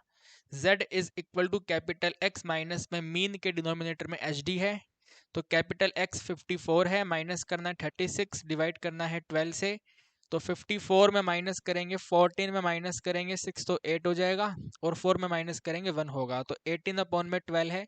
18 अपॉन 12 का मतलब 3 अपॉन 2 है, और 3 अपॉन 2 का मतलब 1.5 है। सही बात है गलत बात है? 1.5 होगा नहीं होगा? गलती तो नहीं कर रहा मैं, देख लो एक बार। 14 में 6 माइनस करेंगे 8 होगा, 4 में 3 माइनस करेंगे 1 होगा, 6 के टेबल पे कट करेंगे 6 इंटू 3 6 इंटू 2, तो बिल्कुल एकदम करेक्ट हमने डिटरमाइन करा है 1.5। तो आप यहाँ पे लिखेंगे प्रोबेबिलिटी बतानी है स्मॉल एक्स की वैल्यू जो है स्मॉलर है 1.5 से, ठीक है भाई। x की वैल्यू जो है स्मॉलर है 1.5 से, यानी कि इसका डायग्राम कुछ इस तरीके का बनेगा, ठीक है। ऐसा आएगा, यहाँ पे कहीं पे वैल्यू है 1.5 और स्मॉलर यानी कि ये वाला पूरा, ठीक है। स्मॉलर यानी कि ये वाला पूरा, तो ये वाला पूरा आपको आंसर बताना है कितना है। फटाफट से टेबल देख लो कितनी है, ठीक है ना। ML अग्रवाल बुक में जो टेबल दे रखी है वो टेबल चेक कर लो कितना आंसर है। 1.5 है, तो 1.5 का जीरो चेक करेंगे तो 0.9332 दिया हुआ है, ठीक है। 0.9332 दिया हुआ है पेज नंबर 749 पर। आप अपने आप देख लेना, पेज नंबर 749 पर है। यहाँ पे पहले करेक्ट करो, ये जेड है, तो आंसर बन गया 0 पॉइंट में कितना बोला था मैंने, 0 पॉइंट में 9332 बोला था ना, तो 933 और 2 परसेंटेज टर्म में चाहिए, तो ये यहाँ से यहाँ पे शिफ्ट हो जाएगा, तो 93 पॉइंट में 32% क्वेश्चन का आंसर हो गया, ठीक है। ठीक है, अभी बात समझ पा रहे हो कितना सिंपल हो गया। टेबल आपको देखनी आनी चाहिए, क्वेश्चन एकदम फटाफट स्पीड से सोल्व हो ही जाएगा। फिर क्वेश्चन 29 में आपको प्लांट की सर्टेन स्पीसीज की हाइट के बारे में बोला जा रहा है। तो भाई प्लांट की सर्टेन स्पीसीज की हाइट को नॉर्मल डिस्ट्रीब्यूशन में कन्वर्ट करा, तो पता चला कि मीन 20 है और एचडी 4 है, ठीक है। नोट कर लो यहाँ पे 29 क्वेश्चन में, इन 29 question you have given mean value जो है वो 2020 है और एचडी वैल्यू जो है वो कुल मिला के 4 है, ठीक है भाई। मीन वैल्यू 20 है, एचडी वैल्यू 4 है। प्रोबेबिलिटी बताइए डेट हाइट ऑफ प्लांट जिसको हमने सिलेक्ट करा है वो 10 से लेके 30 है, बिटवीन प्रोबेबिलिटी है ये 10 से लेकर के 30। पहले तो यहाँ पे m को हटाओ, m नहीं आएगा, इधर म्यू आएगा, ठीक है भाई। कितना आएगा? म्यू आएगा। तो आपको आंसर बताना है इसके अंदर, प्रोबेबिलिटी जो है वो कैपिटल एक्स का 10 से 30 है, तो 10 से स्टार्ट करना है और 30 तक जाना है, ठीक है। 10 से लेके 30 है, तो यहाँ पे आपको 10 को भी चेंज करना है, 30 को भी चेंज करना है। तो आप यहाँ पे लिखेंगे भाई जो z है ये बनेगा कैपिटल एक्स माइनस में मीन अपॉन में एच डी वैल्यू, यानी कि कैपिटल एक्स माइनस मीन की वैल्यू 2020 है, डिवाइड कर देंगे स्टैंडर्ड डेविएशन 4 से। तो एक बार x की जगह पे 4 आएगा, दूसरी बार 30 आएगा, तो आप लिखेंगे प्रोबेबिलिटी, देखो x की जगह पे 10 लिखना है, तो 10 माइनस में 2020 के डिनोमिनेटर में 4, ये वाला जो x है z में कन्वर्ट हो जाएगा, फिर स्मॉलर साइन यहाँ पे लिख देंगे 30 माइनस में 2020 के डिनोमिनेटर में 4, ठीक है। डायरेक्ट हमने यहाँ पे चेंज कर दिया, तो प्रोबेबिलिटी ये बन जाएगा माइनस में 10/4, स्मॉलर z स्मॉलर यह आएगा पॉजिटिव 10/4, ठीक है। यहाँ पे आप लिखेंगे प्रोबेबिलिटी नेगेटिव 10/4 यानी कि 5/2 माइनस 2.5 हो गया, माइनस 2.5 स्मॉलर है, z स्मॉलर है पॉजिटिव 2.5, तो हमें इसका आंसर बताना है और इसका डायग्राम इस तरीके से आएगा, ठीक है भाई। यहाँ पे आएगा माइनस में 2.5 और इधर की तरफ आएगा प्लस में 2.5, तो आपको ये वाला पूरा पोर्शन बताना है। कि भाई बिटवीन के अकॉर्डिंग ये वाला वैल्यू कितना है, ठीक है। You need to tell this, ये वाला टोटल वैल्यू कितना बनेगा आपको ये बताना है। तो आप इसको कैसे बताएंगे, तो आप यहाँ पे नोट करेंगे, इसके नीचे लिख दूं। देखो आप इसको नोट करेंगे भाई, इसका आंसर बनेगा प्रोबेबिलिटी, ठीक है, प्रोबेबिलिटी ऑफ z स्मॉलर 2.5। बिगर में से स्मॉलर को माइनस करते हैं, तो बिगर ये है, स्मॉलर ये है, तो बिग में स्मॉल माइनस करेंगे। प्रोबेबिलिटी z स्मॉलर 2.5 में माइनस कर देंगे हम प्रोबेबिलिटी z स्मॉलर माइनस में 2.5, ठीक है भाई। प्रोबेबिलिटी z स्मॉलर 2.5 में माइनस कर देंगे प्रोबेबिलिटी z स्मॉलर माइनस में 2.5। आप समझ पा रहे हो ना। देखो हमने नेगेटिव इन्फिनिटी से यहाँ तक के एरिया में से नेगेटिव इन्फिनिटी के इधर तक के एरिया को माइनस कर दिया, ठीक है भाई। इस तरीके से हमने यहाँ पे हमारा कंसेप्ट अप्लाई किया है। तो आगे कंटिन्यू करो, इसको वैल्यू चेक करो बुक में से और माइनस कर दो, ठीक है ना। बुक में जो वैल्यू दे रखी है उसमें से माइनस कर दो, तो बुक हमारे पास आ गई है, ठीक है भाई। माइनस में 2.5 है ना, और 2.5 है, तो माइनस 2.5 देखो आपको विजिबल है थोड़ा थोड़ा, तो देख लो 748 और 749 पे टेबल दे रखी है, ठीक है। 748 टेबल पे इसका आंसर निकल के आएगा माइनस में 2.5, तो माइनस में 2.5 है 0062, ठीक है। 0 पॉइंट में 006 और 2, ठीक है।